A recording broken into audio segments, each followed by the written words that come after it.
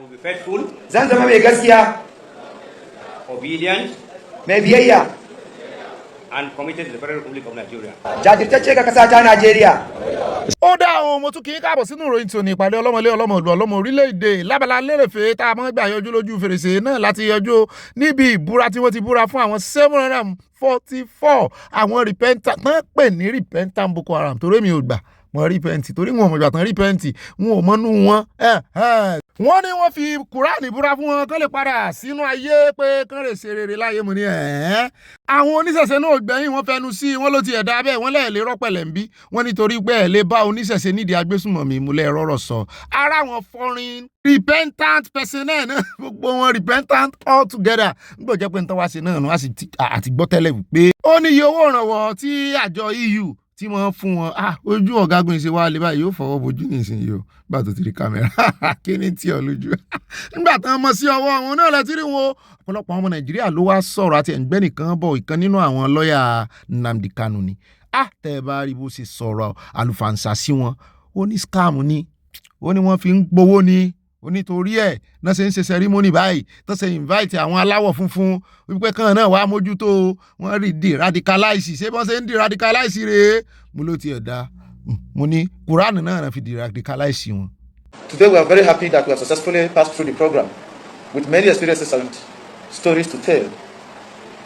And I want to as well call on those who are still indulging in any criminal or unlawful activities, those who are carrying arms against the government, to rescind their decision and come and join hands together with the government to develop our nation for the benefit of our future generation. Àyà ló wá ní owó yẹn nǹkan kan ọ̀gá àwọn ọmọ yín kí ni àyà sọ fún gbogbo ayé kan gbọ́ ó ní àtẹn tó sọ̀rọ̀ lánàá nínú wọn àtẹlẹ́yìn tó sọ̀rọ̀ lónìí ó ní tónísàn àwọn òòjọ́ ti Fúlàní tónísàn àwọn òòjọ́ ti àwọn Haúsá pé sí àwọn ọmọ Yíbò náà tún kójọ ní tán àbọ̀ orí tán tún lo máàsì ọ̀gá ò lágbára ẹ jẹ́ kán máa ṣe ayé bó ṣe wù wọ́n yóò sojú gbogbo wa ṣùgbọ́n àwọn tán pa èèyàn wọn àwọn yẹn sì ń sunkún rabaraba rẹ̀ sì bá wọn àti kò mẹ́jà kó ń bẹ́ẹ̀ já wa lọ sí ọ̀dọ̀ arákùnrin ọmọlẹ̀ Haúsá ni níbi tó ti ń fẹ̀hónú hàn Haúsá ló sọ ṣé ká gbọ́ díẹ̀ nínú ẹ̀ ìyá gbọ́ díẹ̀ nínú ẹ̀ kí n tó sọ̀rọ̀ lé lórí.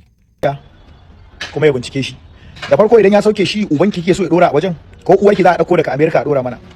Jama'a barin waya muku da kai barin ga muku wani abu wanda ya ga gaskiya ta masa ya dauka wanda ya ga bata mai ba yana iya zagin ubana a comment section daidai ne na bada wannan damar mu ajiye maganar siyasa mu dawo maganar tsantsan kaunar arewa da kaunar al'ummar mu Ganduje dan arewacin Najeriya ne yau an cire shi a shugaban jam'iyya an watsar da shi akwai Badaru wanda da shine babban ministan tsaro an cire shi a wannan matsayin an watsar da shi muna da yan rufa'i ka ajiye maganar siyasa yan rufa'i jigo ne garkuwa ne ga arewacin Najeriya yau yan rufa'i yana daure akwai wannan mutumin malami garkuwa ne ga arewacin Najeriya kwanan nan aka gama kes akan shi har yanzu ma ba lalle in ya sha ba zan iya irgo muku irin waɗannan mutanen bila adadin wanda a aikace yanzu ba su da wani amfani an jingine su a gefe duk hanyar da za a bi a kaskantar da su ko a wulakanta su ko kuma a downgrading din su an riga an yi kuma an yi nasara akan haka wanda suka rage mana wanda duk lalacin naka yana da amfani a waje bai wuce NSC ba Nuhu Ribado in kai magana akan shi su mata wallan da ire-iren su àmọ́ yóò gba wọ́n tẹ́lẹ̀ majalisa wanda muna da yaki. Ó dá mo sì wà ń bí o ẹ mọ̀ wọ̀rí ń ó sì atótónu rẹ̀ fún yín gbogbo tó ń sọ náà ń ó sọ mara ẹ̀sẹ̀ ń tó ń sọ ń bẹ̀ náà ni wípé ẹ̀yin ará USA ẹ̀ ń sọ fún ìjọba Nàìjíríà pé kán yọ mẹ́ta wálé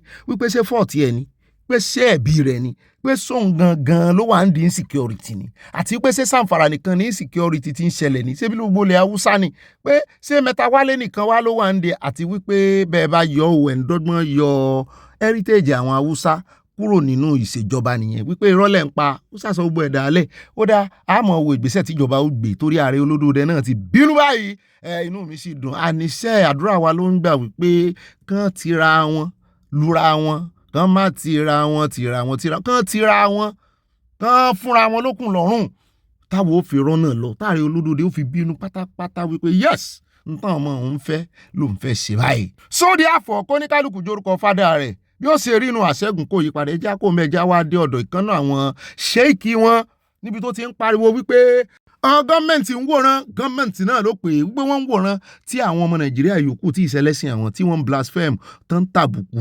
orúkọ ànábì àwọn. wípé nídìí èyí àwọn ò ní forgive wọn they will not forgive their leaders náà politician àwọn ilẹ̀ Haúsá àwọn ò sì ní forgive Nigerian government mo ní bring it on. Àwa náà ti mọ̀ pé ọ̀pọ̀lọpọ̀ yín gbogbo wá sí ìran kan yìí ẹ̀yin lẹ wà ń di agbésùnmọ̀mí ẹ bá ń tẹ̀sí ẹja gbọ́ lẹ́nu ẹ̀.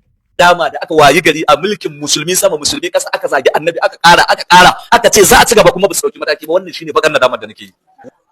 Da gwamnonin Najeriya mu yafe musu akan wani zalunci da suka mana, ba za mu iya yafe muku akan zalunci da kuma mana an zagi annabi kun yi shiru.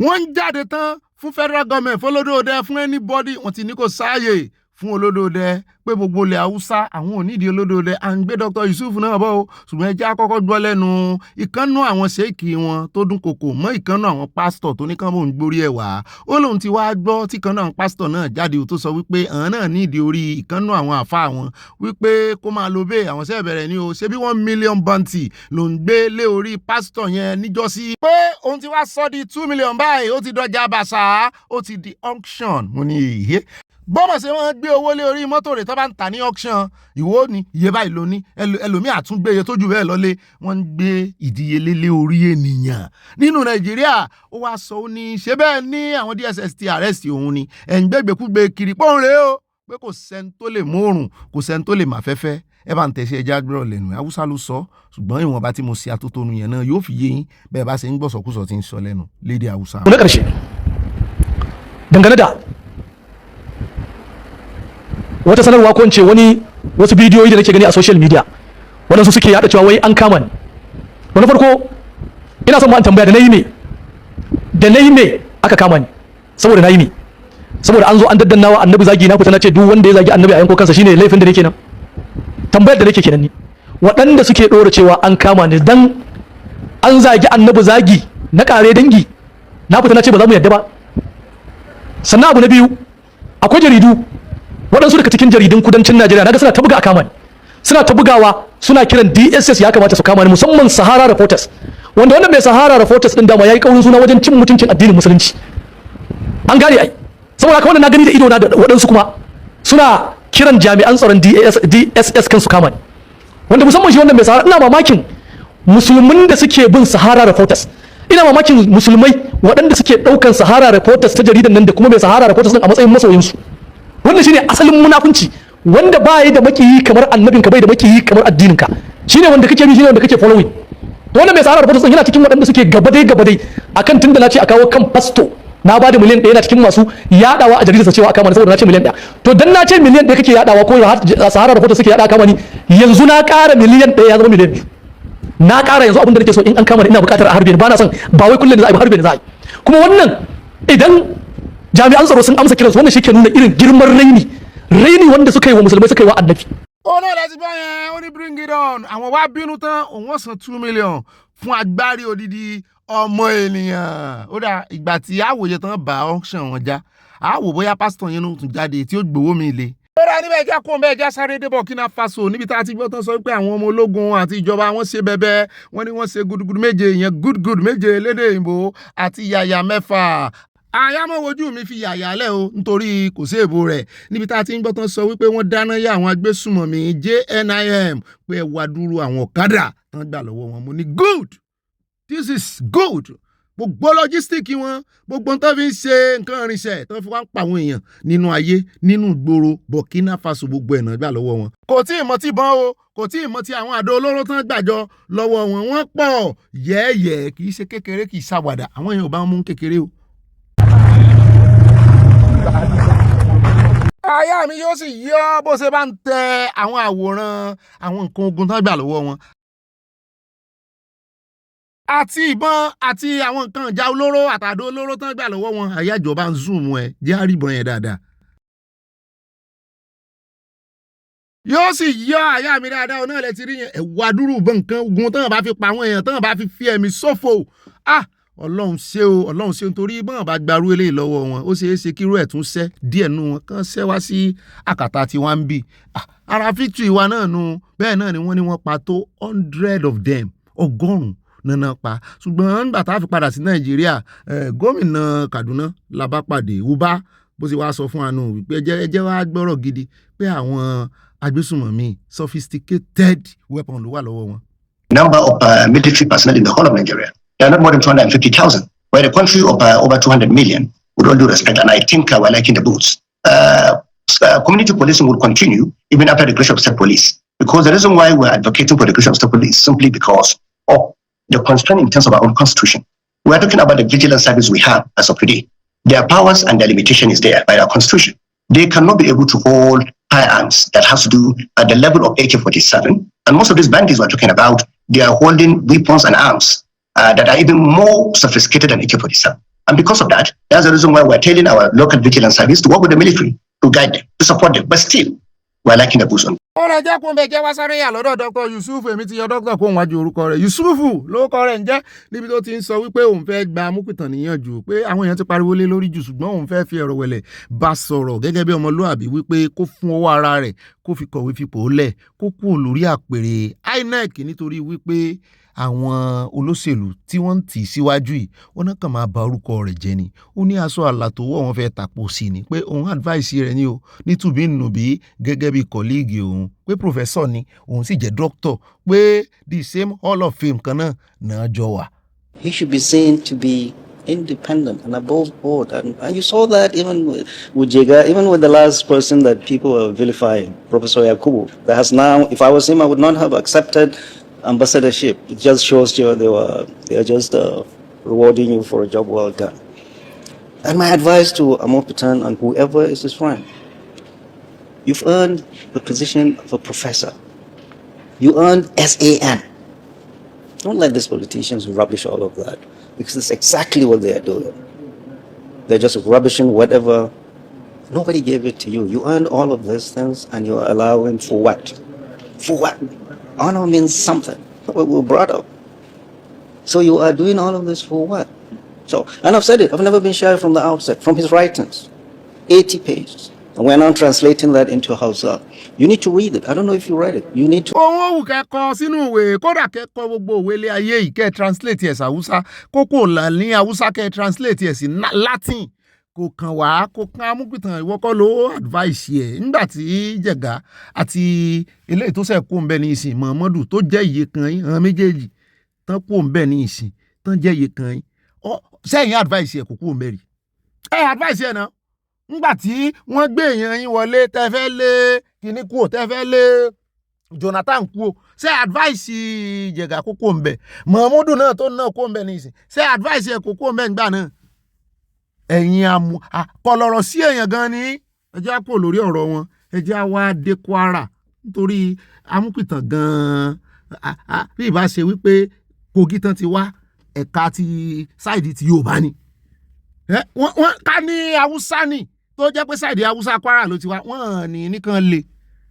ṣùgbọ́n torí kó tún jó lódò dẹ́ ó rẹ̀ ẹjẹ́ á kó lórí ọ̀rọ̀ wọn ẹjẹ́ á wá yà ní ọ̀dọ̀ Bọ̀dá Bùkọ́lá Sàràkí Kogi náà súnmọ́ Kwara níbi tá a ti gbọ́ pé wọ́n ti sí ìwé ìpẹ̀jọ́ kan Bọ̀dá Sàràkí pé orúkọ wọn jẹyọ nínú ẹjọ́ Offa olè Offa ọjọ́ sí ní 2018 2019 2020 21 22 23 how many years nìyẹn ǹjẹ́ kò fẹ́ mọ̀ pé 8 years 8 years inú mo ti sáré calculate 8 years ó kù ọdún méjì kò pé 10 years ẹ wá wo ọjọ́ tí ìdájọ́ wa fẹ́ dé ó kàn dàbí ti South Africa àná arákùnrin opposition leader tó ń yìnbọn sókè ní 2018 tán sẹ̀ fi sẹ́wọ̀n lọ́dún yìí kámọ̀ wò bóyá Bọ̀dá Bùkọ́lá náà ó gbàbẹ̀ dé kínní bóyá nìbọn witness election 2027 nítorí gàdàgbà báyìí ni handwriting on the wall tó kọ wọ́n jẹyọ nínú ìpẹ̀jọ́ àwọn ará bí àwọn tán sì mú tọwọ́ bànà jẹ́wọ́ kan orúkọ wọn. Wọ́n sì ní àwọn méjì ní o Bọ̀dá Sàràkí àti ex Kwara governor Ahmed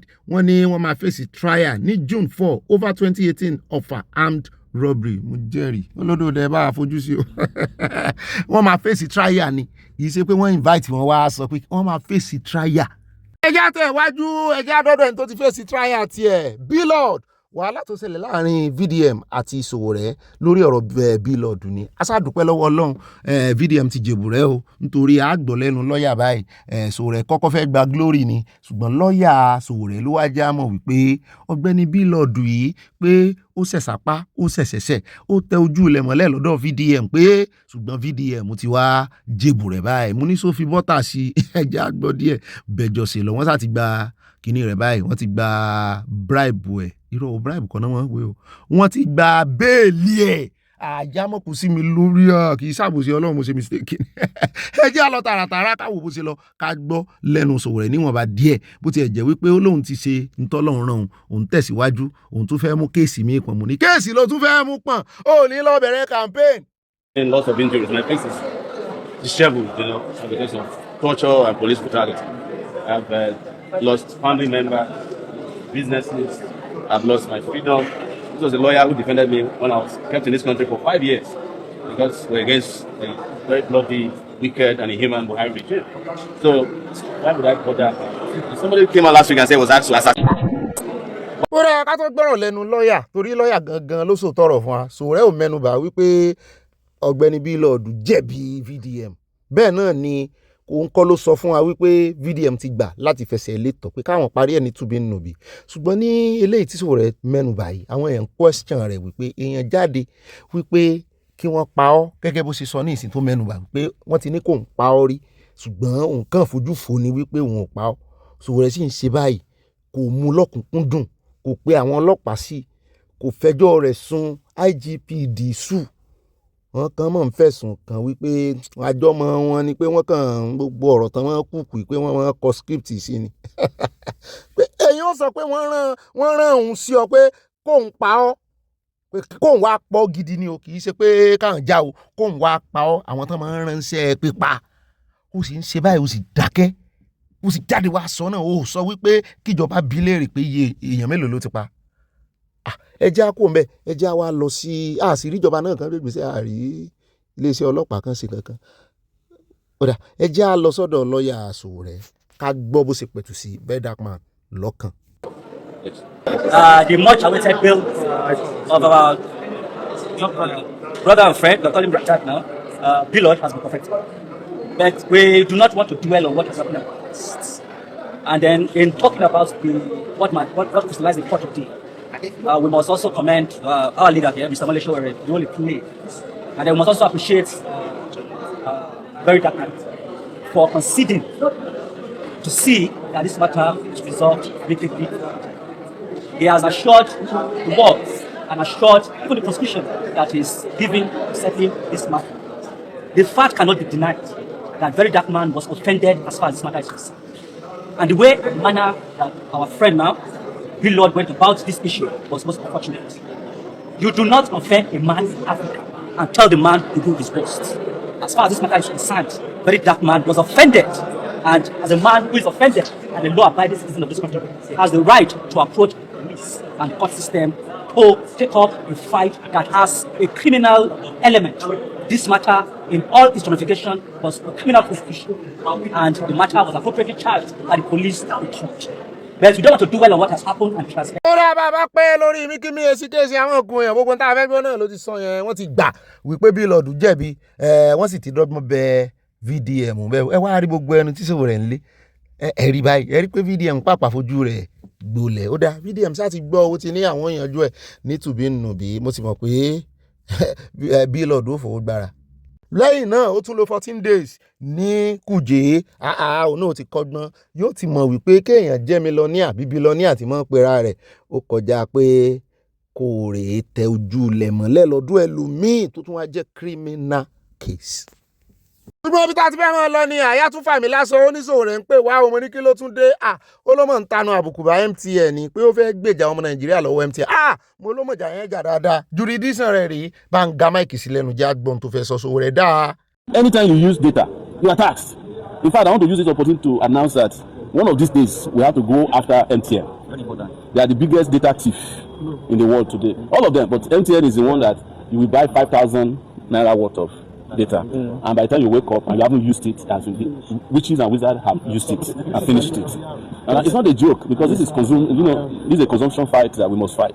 MTN is looting your data and by extension destroying your life. Yes, and I heard they are doing the same thing in South Africa. So it's very sad, but we must stand up to them and tell them enough is enough. 30 million naira in Lagos. So I cannot be talking about tax. I'm the one who has to be paid that 30 minutes. They also own another 2 million and another 1 million. So, but I said it before that taxation without responsibility is crime. You are taxing people who have already been overtaxed. People don't understand tax. Ó rà náà lẹ ti gbọ́ yẹn ibi tí mo fẹ́ mẹ́nubà ló náà sáré mẹ́nubà yẹn wípé ó ṣẹ̀ṣẹlẹ̀ ní South Africa ní ṣùgbọ́n ẹni tó ń bá wọn jàjà yẹn South Africa òun náà fi sẹ́wọ̀n lánàá láwọn ẹ̀ wá ń pe àkíyèsí Sowore sí pé kò náà sọ́ra o MTN tó fẹ́ dojúkọ yìí lóòótọ́ ìjà gidi ló fẹ́ já inú wa dùn o ṣùgbọ́n kó rẹ́dì pé kì í ṣe MTN nìkan ló ń fẹ́ bájà o ó fẹ́ bá gbogbo àwọn house of rep jà, ó fẹ́ bá àwọn senate jà, ó fẹ́ bá àwọn tí wọ́n ní investment ní MTN tó jọmọ Nàìjíríà tán ń gba tọ́rọ́ kọ́bọ̀ ń bẹ̀ tó jẹ́ pé wọn náà ń ṣe òfin bọ́n ṣe máa fìyà jẹ ọmọ Nàìjíríà wọn náà ló fẹ́ bàjọ́ ẹja kò ń bẹ́ ẹja wáyà nílé ẹjọ́ ẹja fún update lórí ti Mohbad bá a ṣe ń gbọ́ tán sọ ikú ń jọ bẹ́ẹ̀ ni wípé àwọn iléeṣẹ́ ọlọ́pàá ọ̀gá pátápátá àti àwọn charity organisation kan báyìí wọn náà ti fẹ́ dá sọ̀rọ̀ ìwé àti George kan jọjọ mọ́tò sọ̀kan náà pé wọ́n mo ti gbàgbé ó kọ́ wọn adájọ́ wọn ni wọ́n ti fẹnu sí wípé kán mọ̀ yan bàbá Mohbad jẹ o gbogbo DNA test tán bá máa ṣe kán make sure wípé wọ́n fún ní freedom of option torí ibi tí ẹjọ́ dé ní ìsìn wọ́n ní ilé ẹjọ́ ń sọ fún wọn wípé àwọn làwọn máa yàn ẹyọ kan ṣoṣo làwọn máa lò àwọn làwọn máa yàn báyìí níbi tí wọ́n ti máa ṣe DNA test pé àwọn gbogbo àwọn yòókù ò ní yìn àwọn kan náà máa choose fáwọn pé àwọn ò sì ní jẹ́ kí gbogbo wọn mọ̀ ṣùgbọ́n bàbá Mohbad àti lọ́ọ̀yà rẹ̀ wá ní àwọn náà ní condition kan báwọn ò bá ṣe bẹ́ẹ̀ lórí condition kan ní terms and conditions wọ́n ẹ̀jẹ̀ agbọ́lẹ́nu. We technically objected to it, and my client was given the lead to speak. And I told the court, after he spoke, we told the court that we may not be accepting that option. That we may not be accepting the option of allowing the court to pick an independent laboratory to assess that is going to do tissue-based, and we are not going to be aware because there is a checker history. My client has expressed fears and anxiety with respect to the checker history of what transpired at the coroner inquest, where the same thing happened and the result came back inconclusive. So we have objected to it. And the only basis upon which my client has now seems to be accepting that option is very simple. He will be allowed to bring in his own private pathologist who will take his own sample and conduct his own private DNA, while the government pathologists will be also present to take for the court. And so the court will go and do theirs. My client wants to do is. The reason is not far-fetched. My client made it clear to the court that the respondent, Cynthia, has done a private DNA. She has done her own private DNA. He should also be given the opportunity to do his own private DNA. Like the court do an independent one to ascertain the paternity of the boy. We're going back and forth, and the court saw reason with us, and we made it clear. If they are not going to accept our option for us to take private sample for the purpose of doing our own private DNA, since they have done their own private DNA and they have refused to publish the results, then my client gave me the instruction to file notice to discontinue. We withdraw the case. Let it be like that, because my client insists that he does not have confidence in the court. Let's be clear, but he does not have confidence in the Lagos State officials from whatever ministry that will be in chain of custody of the samples because of what transpired in the coroner inquest. So we are clear. So our mandate is very clear. So in view of this, the court now said, okay, he's going to give us a very short adjournment. The matter has been adjourned to 5th of May, 2026, for us to see if the respondents are going to accept the applicant bringing in his own private pathologist to take samples from the boy too and from the deceased son, so that at least to clear his own doubts, because we are trusting the integrity of the court, but my client does not trust the integrity of the government official. Thank you. Òun náà lẹ ti gbọ́ yẹn o wọ́n láwọn object except wọ́n bá grant condition àwọn ẹlẹ́ẹ̀kejì ń bẹ̀ wọ́n ní Wùmí ti ṣe private DNA test kán jẹ́ kí bàbá Mohbad náà lọ sí làwọn èèyàn náà bá ń gba bàbá Mohbad yíyanjú àti gbogbo àwọn ilé ẹjọ́ wípé ṣe jẹ́ kí bàbá Mohbad àti kinní náà ṣe test bàbá Mohbad àti Mohbad òkú Mohbad kan ṣe test so that ní ṣe wàhálà tẹ́ ẹ bá ti ṣe test bàbá Mohbad àti Mohbad tẹ́ ẹ sì ti rí wípé yes bàbá rẹ̀ ni ẹ jẹ́ kán lọ sin ọmọ yẹn so that wọ́n á lè wá gba sample lára ti yín báyìí àwọn èèyàn ní rárá wọ́n ní kán tó sin Mohbad kan gba tíṣù ẹ̀ mo ló dáa ẹ já kó ń bẹ́ ẹ já wá dé Ghana níbi tá a ti rí àwọn ọmọ Ghana kan tí wọ́n ń gbẹ́lẹ̀ tí wọ́n ń sa owó ẹyọ mo ní kí ló ṣẹlẹ̀ wọ́n ní ibì kan tí àwọn baba ńlá baba àwọn tí wọ́n gbé owó pamọ́ sí nígbà tó wó ní ìlàyé àtijọ́ mo ní sí owó ẹyọ làwọn baba ńlá baba tí yín náà ná Ghana ni èmi ò rò pé owó ẹyọ làwọn baba ńlá baba àwọn òyìnbó náà o àwọn Áfíríkà nìkan là ná owó ẹyọ ẹgbẹ́ òkè làwọn òyìnbó náà ń gbà náà ò dá àwọn sànà kan o náà bá ń wú jáde ó pọ̀ bí ṣẹ̀kẹ̀rẹ̀.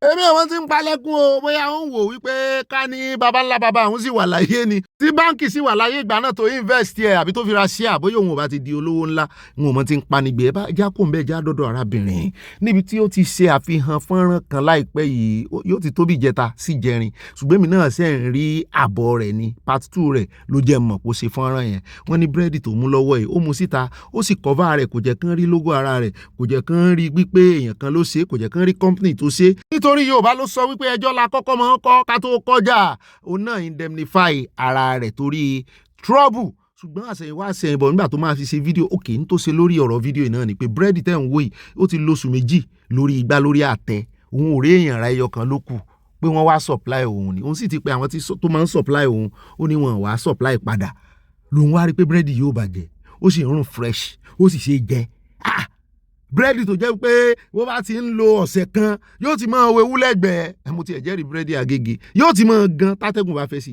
ó lélẹ̀ ó fresh síbẹ̀ ni ó mú jáde ṣùgbọ́n kò jẹ́ ká mọ product yẹ ó ní kò pẹ́ ní àwọn tó ní búrẹ́dì bá pé òun lọ́jọ́ kejì àbí lọ́jọ́ kẹta náà wá bẹ̀rẹ̀ sí pé òun náà ń fi kọ́ọ̀lù dáhùn láàmú búrẹ́dì àwọn ni o bíráǹdì àwọn ni o ó ti ṣiṣẹ́ o àwọn gbé ọ lọ ilé ẹjọ́ ni o 50 billion wá ní ó wá rojọ́ ló bá ké gbàjarè sọmọ Nàìjíríà pé ẹ wá bóun tuntun fọ́nrán ìwò o kí lẹ̀sẹ̀ tó ń ṣe òun ò dákọ̀ wọn o wọ́n ní wọ́n náà mọ búrẹ́dì wọn mọ pákéèjì ẹ̀jẹ̀ á gbọ́ n tó sọ. Hello guys, you won't believe what I'm holding in my hands. Bone Bread sent their solicitors to serve me this letter. You remember the video I made 3 days ago about the bread that has stayed for 2 months in my shop without going bad? I was very intentional in that video. I didn't mention any brand. I didn't show their logo. I was that careful. Some of you in the comment section were saying, oh, you are a liar. You would have told us the name of the bread. Okay, how do you want us to stay away from the bread if you don't tell us the name? You are lying. At least show the logo. And some people were mentioning different brands, different breads, sharing their experiences with those breads. The next day, Bone Bread sent me a message in my DM. We saw a video circulating online that you made with a product that resembles our own. They said they want to reach me so we can have a talk. That same instant I'm trying to wrap my head around the message I just saw, I received a phone call, my direct line. I'm from Bone Bread. My name is this person, and we've seen a video that you made about our bread. I lost it. I said, hold it right there. I did not make any video about your bread. And please stop calling me. I ended the call. They went and sent a VN via Instagram telling me that madam is not. ẹ bá ń dá sí ẹ bá ń jẹ́ ọ̀jẹ̀ ẹ gbọ́ sójẹ̀bi ó dẹ̀ já kó ọmọ ẹ̀ jáde Canada ìkan lára àwọn ọmọ Nàìjíríà lẹ̀ ń wò èyí tó pera rẹ̀ ní gay wọ́n wá ń tàkùrọ̀sọ pẹ̀lú rẹ̀ mo rò pé wọ́n rán oníròyìn sí ni àsẹ̀yìnwá àsẹ̀yìnbọ̀ kò mọ̀ ìgbà tó sọ wípé òun níyàwó Nàìjíríà òun lọ́mọ Nàìjíríà ó sì fẹ́ claim asylum wípé gay ni ọ́ ó náà fẹ́ pa ọ́ Nàìjíríà nítorí pé wọ́n fààyè gba bisexual ó sì ti dárúkọ nínú interview pọ̀ lọ́mọ kan ó ti wá dàríyànjiyàn mo wá fẹ́ kẹ́ bá ń dá sí kan sọ pé ó lè bímọ sí Nàìjíríà náà kó dẹ̀ sì jẹ́ gay kan ní ó ti bà yé ara rẹ̀ jẹ́. Sexuality? Yeah. Sorry, I don't understand. Where I come from, if you are bisexual or homosexual, you get so you're gay? Yeah, you have to take off. Yes. Okay. And how are you finding Letterkenny? Are you settling in well? Oh, lovely. Okay. Are you working?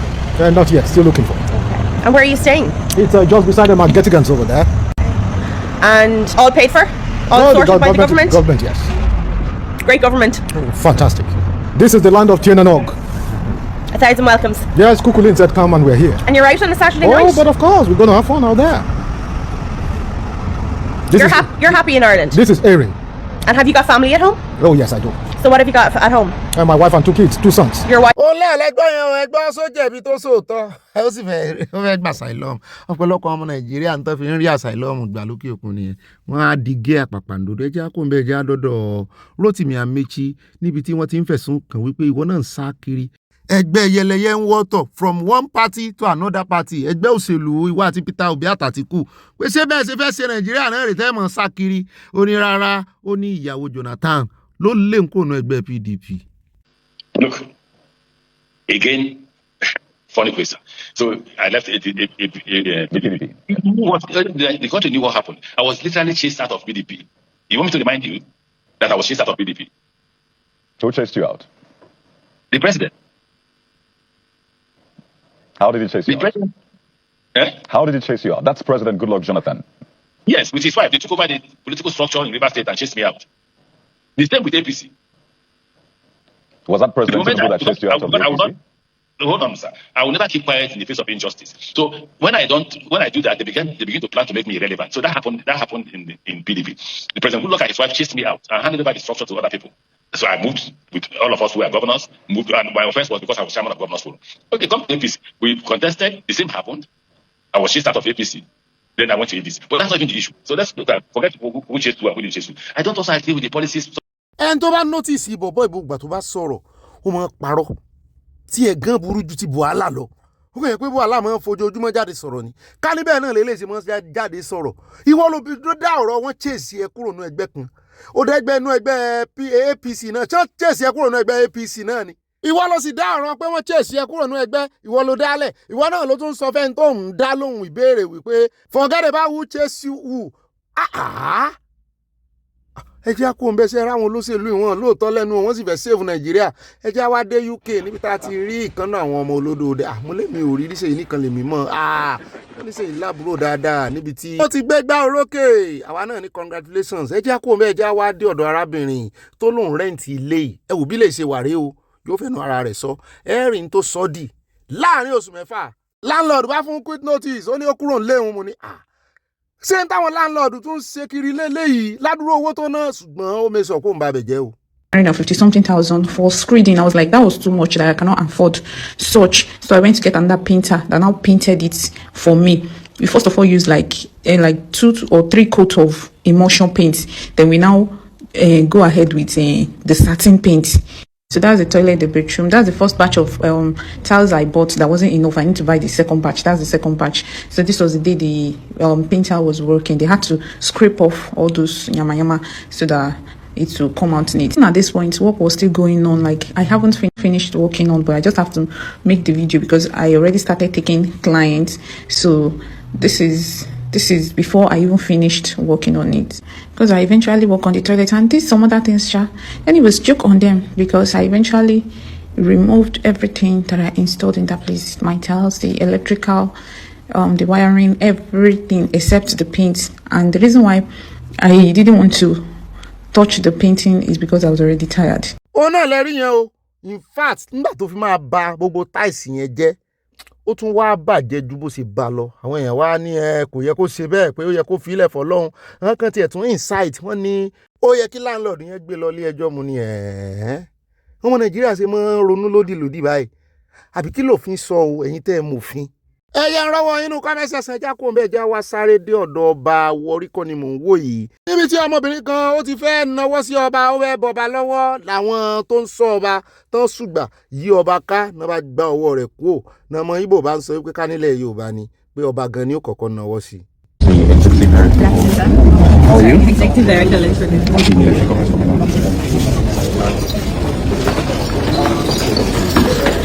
Ó wà embarrassing o. In fact, ara tì mí fún lady yẹn òun náà gbàgbé ara ni n ò rò kó mọ̀ọ́mọ̀ bóyá ó sì ṣẹ̀dé látàbúrọ̀dù ni ó ti gbà pé wọ́n yìí bọba lọ́wọ́. Ṣùgbọ́n mo ti rè já ń bẹ́ẹ̀ mo ti dán ọmọ Ìgbò lóhùn o àtàwọn ọmọ Benin tó ń sọ̀rọ̀ ilẹ̀ Yorùbá ọba ni ó kọ́ bọwọ́ mo ní kò sí ọba tó lè bọwọ́ nílẹ̀ Yorùbá. Èmi ò rí n ò rọ́bà ń rí mo lò gbòjú mẹ́ ni o. Ẹ gbọ́ kí lẹ rí sí.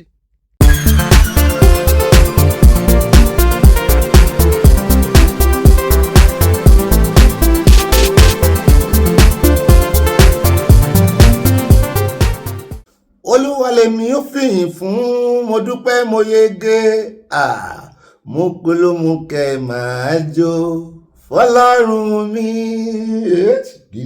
ó yá tí n bá ṣe báyìí ara mo dá. Olúwa lèmi ó fìyìn fún mo dúpẹ́ mo yege mo polówó kẹ máa jó fọlọ́run mi ó lé àìsàn wọlẹ̀ ó sọ ìmọ̀ta dòfo àmúpolómù kẹ máa jó fọlọ́run mi ó lé àrùn wọlé ó sọ ìmọ̀ tádòfo Mùkúlùmù kẹ máa jó fọlọ́run mi tàlẹ́yìn yóò fìyìn fún kájọ dúpẹ́ káyége Mùkúlùmù kẹ máa jó fọlọ́run mi ó gbá àrùn wọlé ó sọ ìmọ̀ tádòfo Mùkúlùmù kẹ àwa ń jó fọlọ́run àwa ó gbá ikú wọlé ó wá sọ̀mọ̀ tádòfo Mùkúlùmù kẹ à ń jó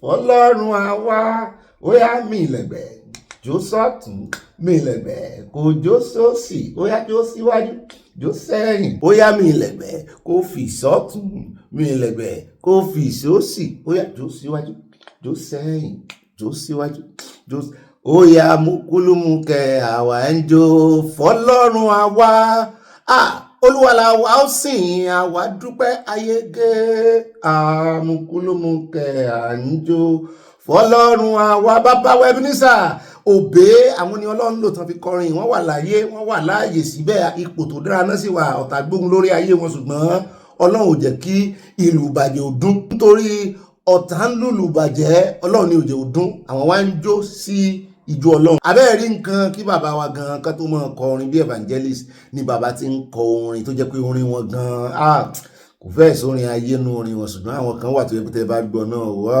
ẹ rí i pé àwọn ọmọ wa náà wọ́n ń jayé orí wọn gbà náà pẹ̀lú sìgá ẹsẹ̀ múrin bàbá wa ní jẹ̀lẹ̀ńkẹ́ lọ́wọ́ ẹ̀rọ la fi wọlé lórí ètò lónìí bó lójú ọjọ́ lọ́dọ̀ yín látàná ẹ̀mí ìsinmi èmi miss yín gbà náà o God bless you ó dà ibà miss me I miss you náà rí o ibà rìn mí gínìgínì kémi náà rí òun gínìgínì tí kú mi àti kú yóò rìn gínìgínì tó bá ṣe fún mi èmi náà ó sì fún ọkọ̀ ìwà náà lọ ibi tí ayé dénú lọ́wọ́ yìí n tó bá gbé wá lèmi náà gbé padà fún ọ ṣùgbọ́n èmi lè times 2 ẹ̀ fún ọ bá ṣe mí lóore mo sì ọ ní orí ẹ̀ méjì bó bá ṣe mí lórí ẹ̀ kan èmi lè sí ọ lórí ẹ̀ méjì ṣùgbọ́n bó bá gbé gbèkúgbè wá mọ́ fọkàn sí wípé ẹ̀ méjì náà ni wọ́n dá padà fún owó bàbá Ìjẹ̀bú yóò yá kò ní yẹ́ ẹlẹ́ adúpẹ́ lọ́wọ́ Ọlọ́run o èmi náà wá ní ibà sàn láàrin ìwájẹ́ ní mu ní pẹ̀kọ̀rọ̀ tó bá ti wá kófìrí pé èèyàn kan tẹ́jọ́ ńlá jọṣepọ̀ bóyá ẹjọ́ ń ṣe bísínẹ́sì ní àbí òwò ló dá ń pọ̀ àbí ẹjọ́ ń travel àbọ̀rẹ̀ ní àbí ẹjọ́ jẹ́ kọ̀líìgì ńlé iṣẹ́ tí ò bá ti rìn sàn tí ń ṣe kọ̀lọ̀kọ̀lọ̀ bíi kọ̀lọ̀kọ̀lọ̀ ìwọ náà mọ̀ ṣe mistake bá rìn sàn ó gbalé sí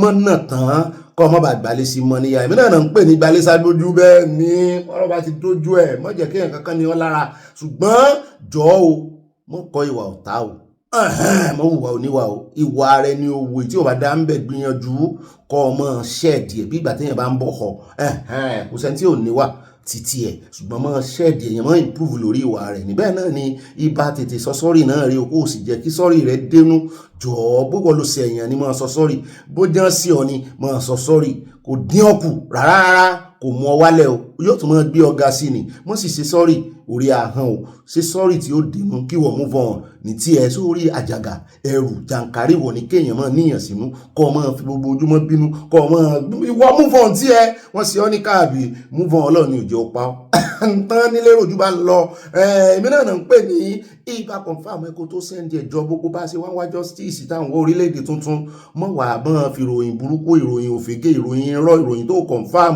ìròyìn téèyàn kankan kan jókòó wéyé bí ní ń pa tó kàn rorò kúrò tàbó kàn tají lójú oorun tó yẹ pé èrò kúrò ló bá dé tó nǹkan kọ̀kọ́ kúkọ tó lóun fẹ́ wá likes àti follower òun wá mọ́ subscribers òun kàn fẹ́ da nǹkan rú tí ò rí bẹ́ẹ̀ òun fẹ́ pè bẹ́ẹ̀ ìwọ náà wá gbé nítorí wípé ẹni tó ń kọ nípa rẹ̀ yẹn ẹni tó hate ní tó kórìíra ó sì lè jẹ́ lára àwọn olórí tó jẹ́ wípé a nífẹ̀ẹ́ wọn dénúdénú torí bọ́n ṣe ń ṣèjọba ìwọ náà wá sáré gbé wọn ló ṣe nǹkan kan tí yóò sì ṣe ẹ yàtọ̀ síra yín o mọ̀ confam ẹ̀kọ́ tó sẹ́ndẹ̀ tó wá ríròyìn tó rí yẹn kì í ṣe iná kì í sì ṣe petrol iná àti petrol join together ni ó léwu ju àdó olóró lọ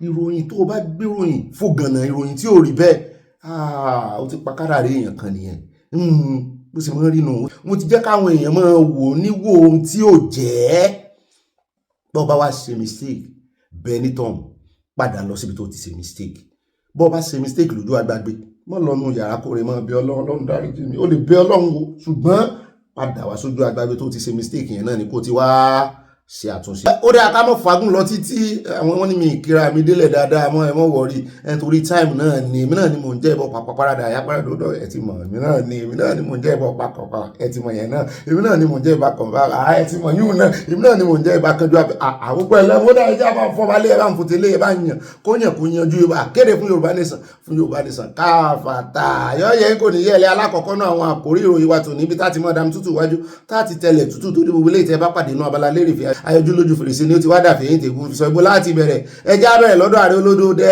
wọ́n fohùn lẹ̀ lánàá gbogbo àwọn kan tán ń gbéròyìn wípé wọ́n ti dù dìgbàdìgbà lọ́sípítù France ló wà àwọn kan ní UK ní wọ́n ló ṣubú lẹ́rù bá ń ba àwọn èèyàn bàbá mi kan pè mí mo kàn ra sọ díẹ̀ mbẹ́ lánàá ni bàbá mi kan pè mí wọ́n ní ẹ bá kọ̀ fún àwọn ẹgbọ́ o wọ́n náà gbé táwọn kan tán fi làágùn ìtara sọ̀rọ̀ pé Olódòdẹ ti nalẹ̀ mo ní àìgbọ́ bí èèrà kò sí nǹkan kan tó sọ Olódòdẹ kò sí nǹkan kan tó sì kí ló dé táwọn ẹ̀kan wọn fọmúléètì kan wọ́n á sì ti dé nítorí pé àwọn gan wọ́n ní hatred fún ó dá nǹkan kan ò sọ Olódòdẹ ó ti wá jáde sọ̀rọ̀ báyìí ó ní I'm not scared of anybody ó pàápàá jùlọ lẹ́yìn ìgbà tí Atiku àtòbí wọ́n jáde the same TV station náà náà jọ lọ Arise TV mi ò tí ẹ rò pé mo rátìkú ní Arise TV rè òbí náà ó ti pẹ́ tó ti wá ṣùgbọ́n wọ́n sọ̀rọ̀ ilẹ̀kùn lánàá wọ́n blame ẹ̀ wọ́n sì rọ́rọ̀ sọ nítorí pé àwọn èèyàn ń complain nípa ìjọba Olódòdẹ ṣùgbọ́n àwa wà láti defend wọn a mú díẹ̀ nínú àwọn ọ̀rọ̀ tó mú kí bàbá Olódòdẹ sọ̀rọ̀ lánàá tó fi sọ pé àwọn wà scared of anybody o tó àwọn ṣèjọba ìnira díẹ̀ wà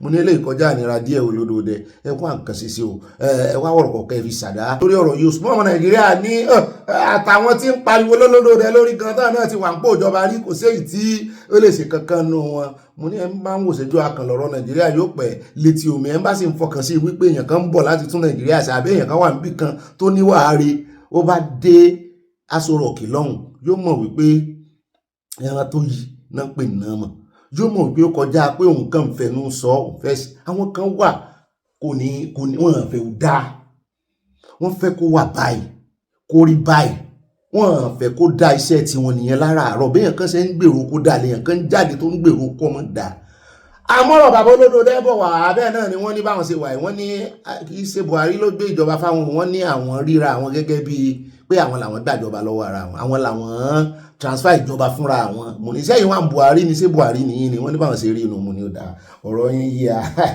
lórí campaign náà ọ̀dọ́gbọ́n campaign yẹn wípé gbogbo àwọn sẹ́wọ̀n pé ẹgbẹ́ APC join together làwọn méjèèjì CPC àti AD náà join àbí ṣé mo gbà àti AD náà join pọ̀ so mo wá rò pé àwọn faction ti Buhari CPC wọ́n ti ń yarí ní ìsìn lẹ́yìn ìgbà tí Buhari ti kú òun ló mú kí bàbá mọ̀ fòun lẹ́ àmú gbogbo full script wọn wá fídíò rẹ̀ wá bàbá ti wá kó ń bẹ̀ tán àmú ti díẹ̀ náà ọ̀rọ̀ tí Atiku àti òbí náà sọ kẹ́ ẹ lè mọ kí response wọn tán fún wọn kó lè nítumọ̀ dáadáa bàbá kó ń bẹ̀ tán áyà lọ́dọ̀ Ọ̀gbẹ́ni Buhala níbi tó náà ti ganu sí máìkì tó gbóhùn sókè wípé sẹ́ẹ̀ àlóhùn fẹ́ defend ọ̀gá àwọn mo ní ọ̀gá rẹ̀ ti defend ara rẹ̀ wò tó lọ́lọ́ ó ní kápọ̀ òun lẹ́hùn fẹ́ defend ọ̀gá àwọn ó ní kò sẹ́ni tó lè bóhùn sọ wípé iná mọ̀nàmọ́ná ò ti improve mo ní tí minister of power tó jáde tó sì wà bẹ̀bẹ̀ lẹ́nu ọjọ́ mẹ́ta tó tún fáwọn Nàìjíríà 2 weeks stars rí láríjà 2 weeks rẹ̀ ó lóun ní ẹ̀rí wípé iná mọ̀nàmọ́ná ti improve mo ló dáa á gbé ọ sórí atẹ́gùn sórí agbágbé ó fẹnu ara rẹ̀ sọ bàbá tí wá kò ń bẹ̀tàn á yà lọ́dọ̀ ọmọ Nàìjíríà kan tó sọ wípé ó ti pààyàn rí ní USA ó ti dẹ́ṣẹ̀ tipẹ́tipẹ́ ní 2018 ló ti dá ẹ̀ṣẹ̀ yẹn wípé wọ́n ti wá rusticate ẹ̀ padà báyìí àwọn Interpol àti ọlọ́pàá Nàìjíríà wọ́n náà gbé iṣẹ́ yẹn wò lọ́rọ̀ bá di wàhálà láàrin lọ́rọ̀ bá fẹ́ di wàhálà àríyànjiyàn awuyewuye láàrin Ìgbò àti Yorùbá mo ní kí ló tún dé kí ni wọ́n ní lórí ọ̀rọ̀ orúkọ ṣé Ìgbò ni wọ́n ní ó farapẹ́ Ìgbò ó farapẹ́ Yorùbá àwọn ọmọ Ìgbò ní rárá wọ́n bá bẹ̀rẹ̀ sí fẹ̀sùn kàn wọ́n ọlọ́pàá wọ́n náà ọlọ́pàá ló fi Chukwuemeka sínú orúkọ rẹ̀ wọ́n ní bọ́ọ̀ náà ṣe fi Chukwuemeka sínú orúkọ rẹ̀ bóò gan ni Yorùbá ṣe dénú orúkọ rẹ̀ àwa ìsapààyàn bẹ́ẹ̀ ni ọmọ àlè lẹ́ẹ̀rì tó bá dánrú ẹ̀wò ọmọ àlè ni bóò ni Yorùbá ṣe dénú orúkọ rẹ̀ ó ṣe wá jẹ̀pọ̀ mọ́ Ìgbò wọ́n ní bóyá half caste ni àmọ́ níbẹ̀ náà ni wọ́n mix ẹ̀ papọ̀ ṣùgbọ́n ó ń jọ bẹ́ẹ̀ ni pé ẹ̀jẹ̀ Ìgbò strong inú ẹ̀jẹ̀ rẹ̀ wá sáwá Nàìjíríà wá rò pé ó ti jẹ lọ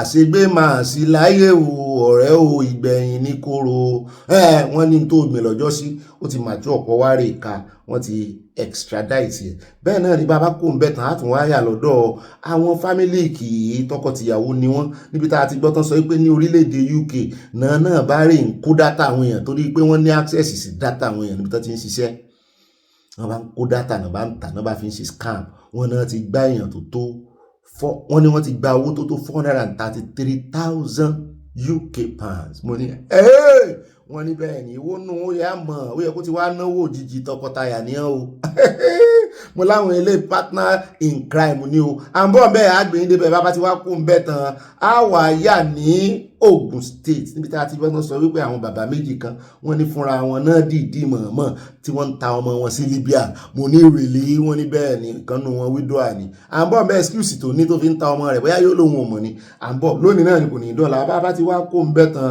á wà yà ní òkè àti dárúkọ ti bọ̀ àlà á wà yà lóńdó níbi tí àwọn ọlọ́pàá Oǹdó ti ń jẹ́ oyé wa wípé àwọn afurasí kan 6 nìyẹn wípé wọ́n fẹ́ ju àdó olóró sí dúkìá ìjọba lóńdó mo ní wọ́n ní bẹ́ẹ̀ ni ẹ wá fojú wọn hàn ṣé ẹ lè fojú wọn hàn ọ̀gá ọlọ́pàá ó sọ̀rọ̀ bá fún yín ní gbogbo ẹ̀lẹ́kùnrẹ́rẹ́ bàbá tí wá kó ń bẹ̀ tán á wà áyà lórí ọ̀rọ̀ tí ń já rìnrìn nípa ìlera wọ́n sọ wípé lassa fever ibà ọ̀rẹ́ rẹ̀ ní kí ní jẹ́ bá ọ̀rẹ́ rẹ̀ Yorùbá sá gbogbo nǹkan la nítumọ̀ rẹ̀ ìjọba ẹni pé àwa gan ni language tọ́lọ́run kọ́kọ́ dá mo ṣe ń wo yìí o mo sọ sí mi lọ́kàn kódà àgbẹ̀yìn débẹ̀ wọ́n ní kẹ́ẹ̀jẹ́ aṣọ́ra fún àwọn eku o ara eku náà ti ń kó o mo ní eku sì pọ̀ lẹ́kọ̀ọ́ wọ́n ní ìṣekò nìkan wọ́n ní ká bá wọn sọ fáwọn èèyàn mo ní ó dáa àgbẹ̀yìn débẹ̀ bàbá dénú àkójọpọ̀ ròyìn ó dáa àwọn àfẹlẹ́ ìkádé gbogbo rẹ̀ lẹ́ẹ̀ bàbá dénú àkójọpọ̀ ròyìn á yà ní USA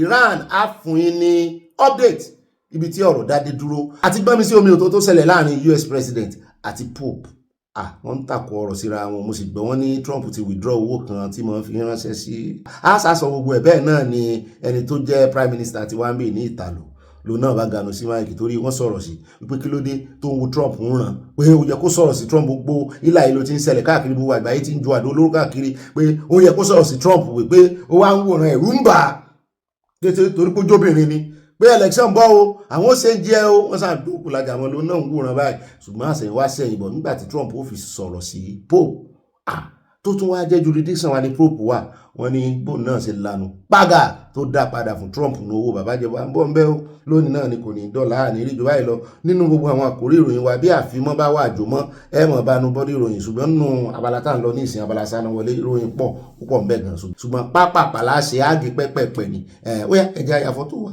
ẹ sọ wípé no Sharia in Yorùbá nation ẹni àlàáfíà fún ilẹ̀ Yorùbá òmìnira fún ilẹ̀ Yorùbá Yorùbá gba òmìnira Jésù Olúwa wa gbogbo tẹ́ bá mọ̀ ní ẹ̀fì sàmì ẹ lè ṣàṣẹ ẹ lè ṣe àmì kún fàyà kún ẹwẹ́yẹ o ẹ ṣe cheese ẹ ṣe Mushin ẹ ṣe ọlọ́ṣàṣínú àìtálẹ́sí sí màámi Grace ẹ ṣe sínú ni ẹ jẹ́ àtúnṣe ẹ ṣe Mushin síta Mushin ẹ lè ṣe Mushin mo fẹ́ rí yín ta ẹ wá sí ọlọ́ọ̀ṣà sínú ẹ tún ti sọ ọlọ́ọ̀ṣà síta Mushin ọlọ́ọ̀ṣà ó dẹ̀ kúkú pé méjèèjì Mushin olóòṣà àfi pákà ọ̀yà kò ní yẹ ẹlẹ́ àsínú kíláàsì ṣé àwọn ẹ̀kọ́ àyè mọ̀mọ́ mi bá ti ń ṣe Mushin olóòṣà ni àyà ni Mushin ọlọ́ọ̀ṣà wọlé Mushin ọlọ́ọ̀ṣà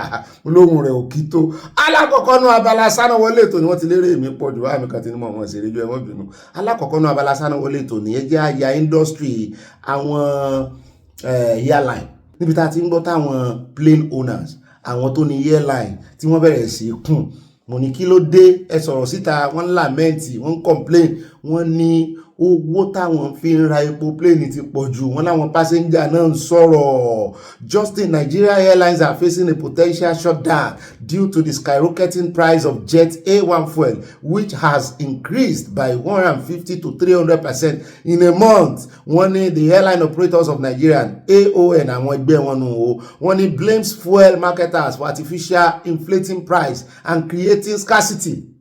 Despite the Dangote refinery's transparent pricing, they warn that if the situation is not addressed, some airlines may not survive beyond Monday. Wọ́n ní kì í tiẹ̀ sọjọ́ tó pẹ́ rárá, wọ́n ní kí ló dé ẹ fẹ́ ṣe àwọn léṣe ní ṣùgbọ́n pápápá náà ni wọ́n dán lóhùn èsì wà fọ́rọ̀ wọn. Wọ́n ní fuel marketers ti wá dáhùn pé àwọn ò lọ́wọ́ ń bẹ̀ o, ẹ mọ̀ dákọ̀ àwọn sí o, wọ́n náà deny ẹ̀ wípé àwọn charge airlines ní 3,300 per litre. Pé kò sí tó jọ for Jet AI, stating that the price is over 1,000 above the average. Pé bọ́nà ti ń ra epo tiwọn o. Wọ́n ní they attribute the increase to Middle East tensions, disrupting supply chains and increasing petroleum products cost. The association encouraged airlines to seek alternative suppliers as cheaper options are available and anticipate falling cost in coming weeks. Pé price yóò tó wálẹ̀ lálá rẹ̀ tó rókè. Pé ẹjẹ́ àmọ́ ọ̀hún next week nígbà tó jẹ́ pé wọ́n ti ń fẹnu kò wọ́n sì ti wọ́n green light. Abala wà ní ìsìn yóò tó rí green light lórí ìpè àlàáfíà láàrin Iran àti US àti Lebanon àti Israel. Wọ́n ní ṣùgbọ́n kó tó wá dìgbà yẹn wọ́n ní gbogbo ṣe wá wọn tó náà wọ́n ní kò kọjá 1,000 something bó lẹ́tí ń ra ti ní 3,003 àbáwọn tẹ́ ìrànlẹ́ lépo náà ń gba yín iṣẹ́ ìbèrè invoice lọ́wọ́ wọn. Àwọn tẹ́ ẹ fi sẹ́nu iṣẹ́ tó wà ní department yẹn wọ́n ní kẹ́ ẹ yọ ọwọ́ wọn ò dáadáa wọ́n ní kò ní kankan ṣe pẹ̀lú àwọn marketers o. Àwọn náà wà transparent, kì í ṣe Dangote nìkan ló wà transparent, wọn ló dáa. Kán rè yọwọ́ ara wọn o, kán rè wo invoice wọn. Bàbá tí wàá kó ń bẹ̀ tán á wà yà ní Benue níbi tá a ti gbọ́ wípé àwọn ọmọ tó síìtì fún mass lánàá àná amúròyìn kan wá fún yín ọmọ kan tó wọ ìjáàbù tán jò sex àwọn tí ń fẹ́ lójú ṣùgbọ́n ariwo sì pọ̀ lórí ẹ̀ afẹ́káriwo wálẹ̀ díẹ̀ ká tó wá gbé àbọ̀ fún yín. Ṣùgbọ́n ní Benue látún ti wá gbọ́ wọn ní àwọn bandit tún wá lo opportunity àwọn tó rè ṣe exam. Mo ní sòrò náà ṣe exam ni àwòjúmọ́mọ́ náà jí wọn gbé. Wọ́n ní èèyàn 14 nínú àwọn tó rè ṣe jam náà ṣàjìgbé o. Wọ́n ní kí ìwáṣọ nìkan wọ́n ní passenger tó gbé wọn lọ náà wọ́n náà kidnap náà mo ló mọ̀ gàbáyò sáwọn ajínigbé yóò mọ̀ pé àwọn ọmọ kéékèèké làwọn wọ́n bímọ ni wọ́n lójú àánú ni wọ́n ní kì í ṣe torí àwọn ọmọ yẹn nìkan wọ́n ní torí federal government tí ó lè tètè gún abẹ́rẹ́ tó lè tètè gún federal government wọ́n lóun náà máa fẹ́ fi gún àwọn ọmọ Nàìjíríà. Ẹ sì gbọ́ tí kan náà àwọn ọmọ Niger Delta ex-militant tí wọn tó ń pariwo lánàá wípé ọ̀rẹ́ òun ni wọ́n àwọn agbésùnmọ̀mí àwọn kidnapper wípé òun rọ̀ wọ́n bẹ̀ wọ́n kí wọ́n jẹ́ àwọn ọmọ tálákà gbèmọ́ láwọn ọmọ àwọn tó kó wọn wọlé kò dárúkọ ní sóòsì ó láwọn ní kọ́ máa kó àwọn ọmọ ọlọ́lá àwọn ní kọ́ máa kún ó lè ẹjá tẹ̀ iwájú náà bá rí hàn gbàálẹ̀ á sọ fún yín. Ẹjá wá yà ní ọ̀dọ̀ the former ex-humanitarian minister níbi tá a ti gbọ́ tán sọ wípé wọ́n ti ń fi ọwọ́ òfin mú wọ́n trace owó kan dénú àkáǹtì ẹ̀ nígbà tó wà ní minister wọ́n ní owó yẹn pọ̀ díẹ̀. The FCT High Court issued a bench warrant for the arrest of former Minister of Humanitarian Affairs, Disaster Management and Social Development Sadiya Farouk. Mo ní disaster ti bọ̀ náà rántí kéèsì ẹ̀ ń gbà náà ọmọ àbò kí ni o lábẹ́ ìṣèjọba Buhari ara àwọn tó sowó òlù mọ̀kùmọ̀kù lélẹ̀. And former permanent secretary in the ministry Bashar Akali for failing to appear in court. Ọmọ fẹjọ́ wọ́n gbé yín lọ ilé ẹjọ́ ẹ tún ṣe yànga bóun ti yín ṣe jẹ́ what goes you what goes you. Wọ́n ní the EFCC has filed charges against them and Sani Rabiu kan wá rojọ́ mo ní wọ́n gbọ́dọ̀ mú wọn. Wọ́n á lè máa fọwọ́ lálẹ̀ wọ́n máa ṣe gàràgàrà. Desiani nìkan kọ́ ló kówó jẹ nígbà tí kìíní èrò pọ̀ torí ẹ̀ Desiani ṣe ń bínú ṣé ẹ rí wọ́n ṣe mí káyìí fi ti ń bá rí obìnrin wọ́n á wá fìgò sójú wọ́n máa look neat wọ́n dẹ̀ kó jẹjọ ọkùnrin lọ. Tẹ́lẹ̀ mi ò mọ̀ pé obìnrin wọn kówó jẹ ẹ̀yin obìnrin mo mọ̀ pé ìyá wa yàtọ̀ mi ò mọ̀ pé obìnrin wọn kówó jẹ pé tó bá mú àwọn àṣìbàjẹ́ ọkùnrin ló yẹ kán bá ń bẹ̀ tí wọ́n pọ̀ ó le ju ọkùnrin lọ láwọn ilé. Ẹ jẹ́ tẹ̀ wájú jàre àwọn obìnrin tàwọn mọ́ mi tó wà níbí àwọn yàtọ̀. Ẹ jẹ́ wá sáré mélé mọ́ níbi tí àwọn ẹgbẹ́ kan àwọn olólùfẹ́ Goodluck Jonathan tí wọ́n ti dá padà owó bàbá Ìjẹ̀bú fún Ọ̀gbẹ́ni Atiku wípé nínú ọ̀rọ̀ tó sọ lọ́jọ́ sí ó tabalé ó tabá oko ná pọ̀tọ̀pọ̀tọ̀ ń pàpà kí ló wá kan ti Jonathan bẹ́ẹ̀ pé táwọn ọmọ Nàìjíríà tán yin Jonathan wípé àwọn ti mí ìṣe ẹ̀ gan-an tí bọ̀dà àbàtì náà ń sọ wípé àwọn ti wà justified táwọn ọmọ Nàìjíríà fi ń yin àwọn ìwọ̀ wá jáde ló wá tẹnu àbùkù lọ àwọn. Wọ́n ní Niger Delta Group flails Atiku over inexperienced claim pé ó ní ìjọba Jonathan pé ó rọ̀nù ẹ̀ bí an inexperienced person. A Niger Delta based group, the Goodluck Jonathan Legacy Project, GJLP, LP has faulted former Vice President Atiku Abubakar over the recent comments on the administration of former President Goodluck Jonathan, describing his remarks as unfortunate and lacking merit. Wọ́n ní tó bá ń ta sólódóodẹ ó fèsì olódóodẹ nìkan o. Wọ́n ní kó mọ̀ mú ti Goodluck mà àti wípé àwọn tó ń bú ẹgbẹ́ APC ló ń bú sóṣe mistake ni. Wọ́n ti dá padà fún wọn. Wọ́n ní kó mọ̀ sọ̀rọ̀ ẹ̀ mọ́. Mo ní mọ̀ pátì kó àtòbí nìkan náà mọ̀ ṣe. Àwọn nìkan náà mọ̀ ṣe. Bàbá kò ń bẹ̀tẹ̀ ẹjẹ́ àyà lọ́dọ̀ Ọgbẹ́ni Wike níbi tó ti ń sọ wípé òun ò ní gbà fún gbogbo àwọn kọ̀ǹtrátọ̀ tán gbéṣẹ́ fún àti ẹ̀gbọ́n wọn ní gbogbo àwọn tán jẹ lówó tí Obi fi ń fi ẹjọ́ olódóodẹ sùn ọmọ Nàìjíríà wípé àwọn kọ̀ǹtrátọ̀ tán jẹ lówó tí capital project wọ́n ní wọ́n ti sanwó wọn ṣùgbọ́n House of Rep ti wá ń jẹ́ àmọ́ wípé owó yẹn á rẹ́dì bóyá wíìkì ní ó rẹ́dì mọ́ nípa ẹ sanwó àwọn èèyàn aládùúgbò gbèsè tẹ̀ ń jẹ kí lẹ wá ń kówó sínú foreign exchange sí tẹ̀sí ìyáwó onítùmọ̀ ẹ fowó ìṣe nǹkan gidi owó subsidy náà òbí correct ń bẹ́ o gbogbo tó sọ ẹ gbọ́ babadénú àkójọpọ̀ ìròyìn ṣùgbọ́n àgbà àlàyé tí bọ́ àlà ni àti tó mú kí ààrẹ olódóodẹ náà fi bínú sọ̀rọ̀ wípé I'm not scared of anybody ẹ jẹ́ àdọ́dọ̀ Ọgbẹ́ni Wike nígbà tí ó ti bá àwọn kọngílátọ̀ rẹ̀ wí torí ibẹ̀ ọ̀rọ̀ yẹn la sọ débẹ̀ tó ti ní òun ò ní gbà fún wọn gbogbo project tí ààrẹ olódóodẹ láti launch ní June pé wọ́n gbọ́dọ̀ parí ẹ̀ ibẹ̀ náà ló ti wá fi ẹnu bá ọ̀rọ̀ Àtíkù wípé Àtíkù kàn fapá jánu ni wípé ẹ̀sìn inú òwe ni ó ti pẹ́ tó ti ń fèlè pé yóò tún lulẹ̀ lọ́tẹ̀ pé ẹ má sì gbàgbé irọ́ nípa o wípé òun ò ní padà mọ́ lẹ́yìn 2027 torí yóò lulẹ̀ ó ti believe wípé òun lòun ó wọlé 2027 kò sì possible ó ní kò possible kò possicat mo ní ẹ bá ń tẹ̀sí ẹja gbọ́ lẹ́nu ẹ̀. He won't win. There's no need of talking about if he becomes president. He will not be president. I know that when he gets to 82 years, he will still run.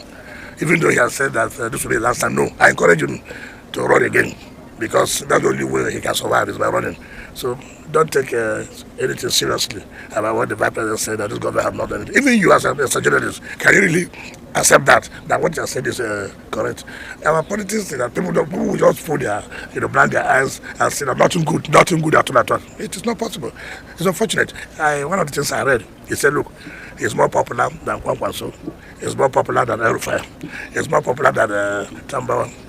And you can imagine that. Tomorrow now he will say that other parties are the ones causing problem for his party. He's already starting to sow seed of discord. Simply because he was the vice president, he now believes that he's more popular than any other person. Well, I don't want to bother. That is their party. Whatever they want to do with it, it's not our business. Our business is that we are providing what Nigerians need. Nigerians are happy with what we are doing. So I don't know who is the one that told him that this government has not achieved anything. I was surprised if he said this government has achieved a lot. He's a serial opposition person, so there's nothing we can do about it. It's unfortunate for him. But let him leave this 2027, it's not available for him. I believe by 2031, probably he should be 82 years that time or what, I don't know. For those of you who know him very well, I don't know. So we'll encourage him to run too. Even if he doesn't want to run, we'll encourage him to run. So that's my position. When somebody has this deletion, you're interested in this power, it's unfortunate he's not going to get power. Well, I don't want to talk to him. You remember his boss, President Obasanjo, came out to say, look, this my vice president is a complete failure. He even went as far as saying that as far as corruption is concerned, that's the second name. So why would I be replying? Why would somebody who his boss has attacked corruption to him be the one to say that nothing is happening in this government?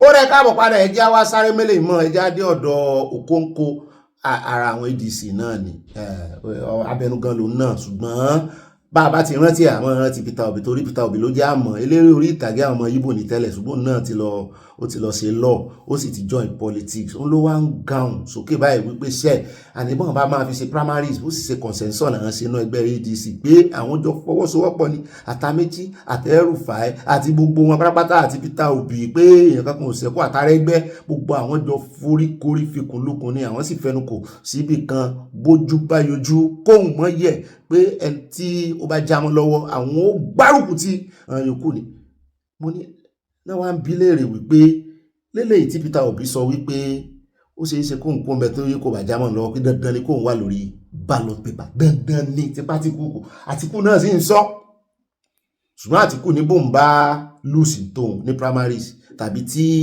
tíkẹ́ẹ̀tì consensus ò jámọ́ lọ́wọ́ òun ó gbà fún Peter Obi ṣùgbọ́n Peter Obi ò tí ì sọ pé òun ó gbà f'Àtíkù ó ní dandan ni òun gbọ́dọ̀ wà lórí ballot paper kí ni ó wá ṣẹlẹ̀ ẹgbọ́n tí Okonkwo sọ ó ní tí kò bá jámọ́ Peter Obi lọ́wọ́ tàbí anybody wọn tí anybody wọn tàbí Peter Obi bá fi lè fi ẹgbẹ́ ADC lẹ̀ a jẹ́ wípé ó ti gbẹ̀yìn gbẹbọjẹ́, a jẹ́ pé ibi táwọn fọ̀rọ̀ sí ó ti babẹ̀ jẹ́, a jẹ́ pé ó ń ṣiṣẹ́ fún APC olódòdẹ. Mo ní gbogbo wàhálà yín ní ìsìn, ìyàwó yín lóyún olódòdẹ ni, ẹ fẹ́ fọnú ẹ̀ rí McLean olódòdẹ ló ní problem. Tí Peter Obi bá kò nú ẹgbẹ́ ADC kí ni tiẹ̀ pẹ̀lú kó tún ṣiṣẹ́ fún APC, ó ń ṣiṣẹ́ fún olódòdẹ? Kẹ́ ẹ bá mọ̀ pé thinking àwọn ará bíi ó ti wà defeated already, ẹ bá ẹ̀yin náà gbọ́. We are going to organize free and fair primary elections. So you don't have a choice. And whoever emerges, ADC as a party will support that person. So I respect Dele Mahmood's choice, just like I respect other people within the party that have their own choices. I am a member of the NWC. My job is to provide level playing field for all the aspirants to contest for their position, and whoever wins, we will support the person. Regardless of whether Peter leaves the party or not, because there are whispers out there that he might leave. Well, if he leaves, will he now be a mobile squatter?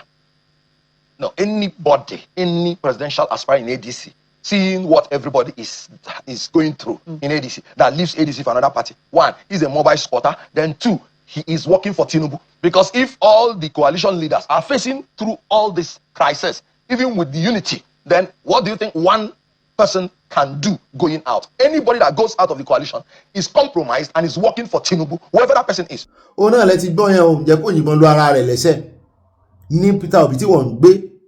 Ṣùgbọ́n mo ní ìmọ̀lára, mo ní ìfura wípé ọ̀pọ̀lọpọ̀ àwọn tán ti Peter Obi nínú ẹgbẹ́ ADC wọ́n set ẹ̀ up ni.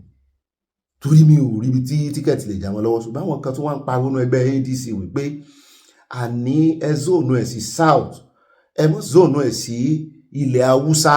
Mo ní tàn bá zóònù ẹ̀ sí ilẹ̀ Haúsá, a jẹ́ pé Atiku ti forí gbálẹ̀ nìyẹn. Bẹ́ẹ̀ náà ni Kwakwanso, igbákejì Obi la gbọ́ kó fẹ́ ṣe, bó ti ẹ̀ jẹ́ pé àwọn tiẹ̀ náà sọ wípé irọ́ o, òun náà fẹ́ wá jà fún tíkẹ́ẹ̀tì ni o.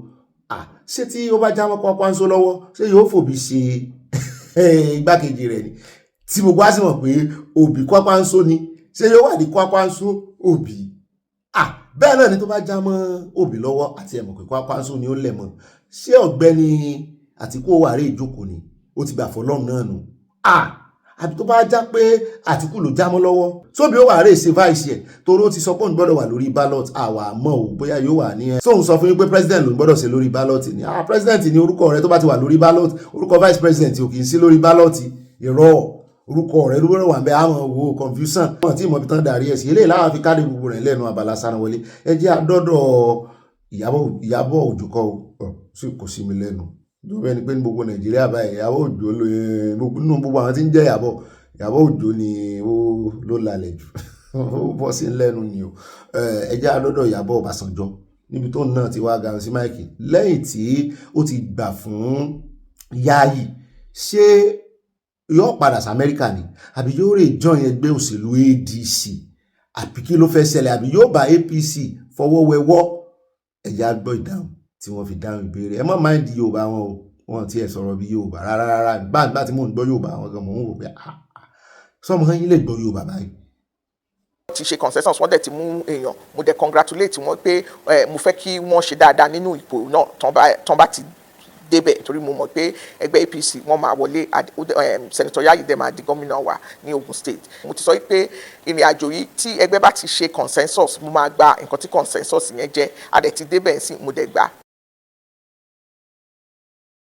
Mi báyọ̀ kankan sọ̀rọ̀ ADC, èèyàn tó bá fojú sọ yẹn wọn ìrọ̀nà ń pamọ́ mi, kò sí èèyàn kankan láti ADC mi bá wọn sọ̀rọ̀ láti gbà mi dẹ̀ ní bá wọn sọ̀rọ̀ àfi tó bá pé èèyàn ADC tó ti jọ́rẹ̀ mi, ṣùgbọ́n pé mo lọ ń bá wọn sọ̀rọ̀ pé máa kúrò nínú ẹgbẹ́. Àwọn èèyàn náà pè mí jáde fún ipò gómìnà, mo dẹ̀ sọ fún wọn pé níbẹ̀rẹ̀ pé mi ìfẹ́ ṣe, mo dẹ̀ ti ṣe tó jẹ́ pé mo wà satisfied pẹ̀lú bí mo ṣe ṣe, pẹ̀lú bí gbogbo ẹ̀ ṣe lọ. Ó múnú mi dùn pé mo rí báyìí pé àwọn ọmọ ìpínlẹ̀ Ogun State wọ́n fẹ́ràn mi, wọ́n dẹ̀ fẹ́ kí n ṣe aṣojú wọn, ṣùgbọ́n kò ṣeé ṣe nísìn. Ibi tí mo fi lẹ̀ sí ni pé mo dẹ̀ fẹ́ dúpẹ́ lọ́wọ́ gbogbo àwọn ọmọ Ogun State, àwọn ọmọ ẹgbẹ́ APC náà ẹ̀ńṣe ni wọ́n gbà mí tọwọ́ tẹsẹ̀, nítorí akáàkiri state à ń bá wọn sọ̀rọ̀, mo mọ̀ pé wọ́n fẹ́ràn mi tinútinú. Mo dẹ̀ fẹ́ sọ fún wọn wípé èmi náà fẹ́ràn wọn tinútinú, pé ìlọsíwájú ẹgbẹ́ àti ìlọsíwájú Ogun State ni gbogbo wa máa jọ sọwọ́pọ̀ kí ìlọsíwájú wa máa bá wà fún state wa. Àwọn èèyàn tó pè mí jáde fún ìrìn gómìnà, wọ́n pè mí jáde nítorí wípé wọ́n rò pé máa ṣe dáadáa ni, kì í ṣe pé nítorí pé kí n bá gba ipò míì. Tí ẹgbẹ́ bá fẹ́ fún mi ní nǹkan mi o, màá rò máa dẹ̀ gbà o, ṣùgbọ́n gómìnà yẹn gan ni mo jáde fún. Láti béèrè lọ́wọ́ wọn ṣùgbọ́n mo máa pé ọmọ ọdún 60 ní ọdún tó ń bọ̀ 60 yẹn ó jẹ́ pé èmi gan ti ń di àgbà àwọn náà wọ́n ti díje fún wọn wọ́n ti jáde fún nǹkan wọ́n fẹ́ lọ sí UN láti lọ ṣọ̀gá ní ibi ìgbìmọ̀ gbogbo àgbáyé wọn ò dẹ̀ rí ṣe so kì í ṣe gbogbo nǹkan tí èèyàn bá sọ pé òun fẹ́ ṣe tó lọ síwájú fún náà ló máa gbà so eléyìí ò ń ṣe nǹkan tó ṣòro fún àtìyá àti bàbá mi láti gbà mo rò pé nǹkan tó máa múnú wọn dùn ni wípé mo ṣe akitiyan yẹn mi ṣe nǹkan kan tó jẹ́ pé wọ́n lè sọ pé jàgídíjàgan mi ṣe nǹkan kan tó máa jẹ́ kí orúkọ ẹbí lọ sílẹ̀ mi ṣe nǹkan kan tó jẹ́ pé àwọn èèyàn sọ pé àkídẹ̀ ló ń ṣe Ìyábọ̀ so lójú tèmi mo ti ṣe dáadáa. gómìnà wọ́n gbìyànjú láti mú ìpínlẹ̀ Ògùn síwájú ẹ wo airport náà ṣe èèyàn lè rí pé ìyàtọ̀ wà nínú ọdún méje ńsìn tí wọ́n ti ṣe gómìnà wípé iye factory tó wà lógùn state ó ti pọ̀ sí ju àtẹ̀yìnwá lọ. ó dẹ̀ káàbọ̀ padà ànílù jù báyìí lọ nú abala ti Sanawole kì í dùn púpọ̀ sókè lọ́bẹ̀ oge nú abala Sanawole ni o ẹja rí ìbáàyà olóhùn ní another dish tó ń fẹ́ dish fún wa pé àwọn olólùfẹ́ wa ló package ibẹ̀ gan láti máa gbọ́ ìròyìn wọn torí sáàròyìn tẹ̀yìn olólùfẹ́ wa lélẹ̀ gbogbo ìròyìn pátápátá feedback ni o mọ̀mọ́ wa Fájimólú àwọn náà ní news fún wa special news mọ́ wa Grace olùsòótọ́ gbogbo yín pátápátá ibà màámi pátápátá mọ́ọ̀mí Josephine Aláwìyé mọ́ọ̀mí Adénúgà Wílà mọ́ọ̀mí Bridget Ògùntọ́ gbogbo yín pátápátá mọ́ọ̀mí Dorcas Olúwatúnmíṣe ẹkú báyìí àná àmúre ẹkú báyìí àná àmọ̀rún orí bára wa sí ó yẹ bá ń tẹ̀ sí àtàwọn bá mi pátápátá orí ọlọ́run bá mi òkè ńlá adédọ̀tún gbogbo yín gbogbo ìròyìn tẹ́ ní fún wa ẹjẹ́ àtẹ́tí ká gbọ́ báyìí inú section yìí la wà. mo mà tún kí ẹ̀yin olólùfẹ́ wa káàbọ̀ sínú abala yín abala comment section mọ́ mi Abala Ògúndọ́lá wọ́n ní kò sí bá a ṣe ṣe bolo tí kò ní rún gbẹ́ òwe Yorùbá ni o wọ́n ní ẹ kò fẹ́ Tinubu ta lẹ wá fẹ́ o òun sọ̀rọ̀ bí onílara ọ̀kan náà ni gbogbo yín o orí àjẹbánu nínú ìṣèjọba Tinubu I'm not a politician just give us our Yorùbá nation. At Martin Adébọ̀wálé wọ́n náà gbà fún wa wọ́n agree ń mọ ilé ìtàn agree sínú gbogbo ọ̀rọ̀ wa gbogbo òròyìn ànálẹ́ agree sí God bless you bami. Di Saniola wọ́n ní no to Sharia law in Yorùbá land bẹ́ẹ̀ náà ni a ti dé ọ̀dọ̀ ọmọ mi Tóyìn Adéoyè wọ́n ní ibà ganu sí Ọ̀gbẹ́ni Bobby tíantíá ibà oníròyìn ayọ̀ tí ọlọ́mọ ìlú fún gbogbo ọmọ Yorùbá nation káfàtà ibà confam ẹ̀kọ́ tó sẹ́ndí ibà lè jẹ́lì rìpọ̀tẹ́lì Kúndùsí yín o wọ́n tẹ lọ́ọ̀sì àti nǹkan panu mọ́ mi ó ti yẹ yín kò ní yẹ lẹ̀. At Comfort Adele, when this Muslim, I'm sorry, they love hypocrites. They are always quick to come out and protest when little arguments happen. At least they are alive when Rauf Aregbesola forced almost all schools in Osun to put on hijab. Mo jíṣẹ́ yín o. Mọ́ mi fi rán létí pé tó bá gbàgbé at Abike Abdulsalam wọ́n ní Bobby ẹ porin mọ́ mi tẹ love sí àmórílù náà mọ́ mi ti ra irinṣẹ́ fún wa o. Morigo wine rẹpẹtẹ at Peace for All Beings Act wọ́n ní it is like una no know say Dino na Agege man. Ṣé pa Agege ló ń gbé? Ibo làdírẹ́sì ẹ̀ làgége. Àyà ń wojú mi. Just like VDM also known as BI VDM ti ṣe tiẹ̀ ti pẹ́ ó sì fẹ́nu ara rẹ̀ sọ. Ṣé ẹ gbọ́ lẹ́nu Dino rí? Allegedly missed. Wọ́n náà ni part of Nigeria problem àwọn àgbà ẹlẹ́gbẹ́ òkùnkùn òṣì bẹ́ẹ̀ náà ni mọ́mí Agnes Ṣẹlẹ̀ wọ́n ní orin Bàtílì Yorùbá singer from Ìjẹ̀bú-Igbó láti Ogun State Bàtílì Àlàkẹ́ at Unique baby girl wọ́n ní ṣé wọ́n fi ṣe wọ́n ni kí wọ́n máa gba àwọn apànìyàn padà sí àárín àwọn ológun kán tún lè máa ṣe iṣẹ́ ibi wọn lọ ìlú rádaràda tí kò sí òfin ṣe wọ́n tiẹ̀ tí ìgbà wọn sáàrin ológun wọ́n kó wọn padà sáàrin ìlú kan mójú ajé kò ní sọ pẹ̀lú àwọn ẹbí àwọn èèyàn tán ti pa àbẹ́ àwọn pẹ̀lú àwọn èèyàn tán ti pa wọ́n máa rí wọn wọ́n máa wò wọ́n báyìí bẹ́ẹ̀ náà ni ẹjẹ́ àdọ́dọ́ àti Unique baby girl wọ́n tẹ love sí a 100% we love you too. At Victory in Jesus Adetiba wọ́n ní Nigeria is not serious with putting the repentant people back to the army is a mistake. Bámi Rábí Ọlọ́pàdé wọ́n ní the Oyo State Governor Engineer Seyi Makinde and Uncle Bola Ige system of governance is the same because they were brothers. DNA test is necessary before giving ticket to any politician before the election. For example, Atiku is a Cameroonian. Wọ́n sọ bẹ́ẹ̀. Ṣùgbọ́n àwọn Cameroonian tí wọ́n ti di ara Nàìjíríà ni wọ́n náà gbà bẹ́ẹ̀ pé Cameroon náà ti wá o. Ṣùgbọ́n wọ́n ti di ara Nàìjíríà báyìí ládàmáwá. Bẹ́ẹ̀ náà ni ẹjẹ́ àwọn náà ni wọ́n ní fresh lecturer in USC colleges or universities is called professor. Wo wá ní professor original nígbà tó bá ń pe lecturer and professor, but in British colonies countries is lecturer and their starting salary is 650,000 per annum. Owó tabo owó ńlá. Mo gbọ́ wípé VDM náà ti apologize fún Sowore wípé wọ́n mọ̀ pé ìyàwó rẹ̀ lówó tó báyìí àti pé òun gbọ́ wípé ó make $50,000 per month lórí Sahara Reporters yẹ. Mo lówó nu owó ńlá. Bẹ́ẹ̀ náà ni at Solinta wọ́n ní good job sir, yọ yẹn kò ní yẹlẹ̀ Solinta. Ṣé mo gbà á? At Victory in Jesus Adetiba wọ́n ní look at those little kids shooting gun at the age. So tí wọ́n bá dàgbà tán wọ́n á darapọ̀ mọ́ ẹgbẹ́ apààyàn and they will repent and join Nigeria Army. Who do us? No be juju be that. Àmì Dorcas dúró Olúwatúnṣe wọ́n ní mo dúpẹ́ púpọ̀ lọ́wọ́ ẹ̀yin ìyá mi àti bàbá mi lórí ìkànnì aláyọ̀ wa yìí fún ìkíni àti àdúrà yín fún ọjọ́ ìbí mi àná o. Àjíǹde ara yóò máa jẹ́ fún yín o. Ẹni sáré àmì from Providence, Rhode Island. Mọ́ mi àtúbà yín sọdún tí ń bọ̀ àṣẹ mi láti Ọlọ́run ìdùnnú. Happy birthday once again. Bẹ́ẹ̀ náà ni mọ́ mi Jẹ́mi Lágbájí wọ́n ní ẹ kú ètò bùrọ̀dá mi. Ọlọ́run ní í ṣe ẹ kú iṣẹ́ o, ẹ kú ìyànjú ń tiwa o. Ọlọ́run kó bá wa pẹ̀lú yín àmì àtẹ̀yìn náà. Ibà màámi mo ti dọ́dọ̀ yín wọ́n ní bàbá Ahmed elétí abẹ̀bẹ̀ ó ní Nigeria sink deeper into insecurity and poverty. Sólódódé ló lẹ̀bi ni tàbí àwọn iye kan yín tó ń ṣe agbátẹrù agbésùnmọ̀mí. Gbogbo àgbáyé ló mọ ìran Fúlàní gẹ́gẹ́ bí afẹ̀míṣòfò.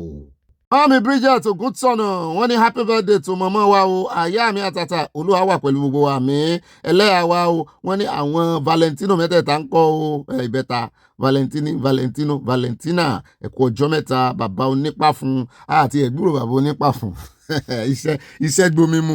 Bẹ́ẹ̀ náà ni mọ́mí Mosúnmọ́lá Olúwo tèmi nìkan wọ́n ní ká alẹ́ Ọ̀gbẹ́ni Bobby tèmi nìkan mọ́mí mo bá burúburú o. Wọ́n ní mo pẹ́ díẹ̀ ṣùgbọ́n mo wá o.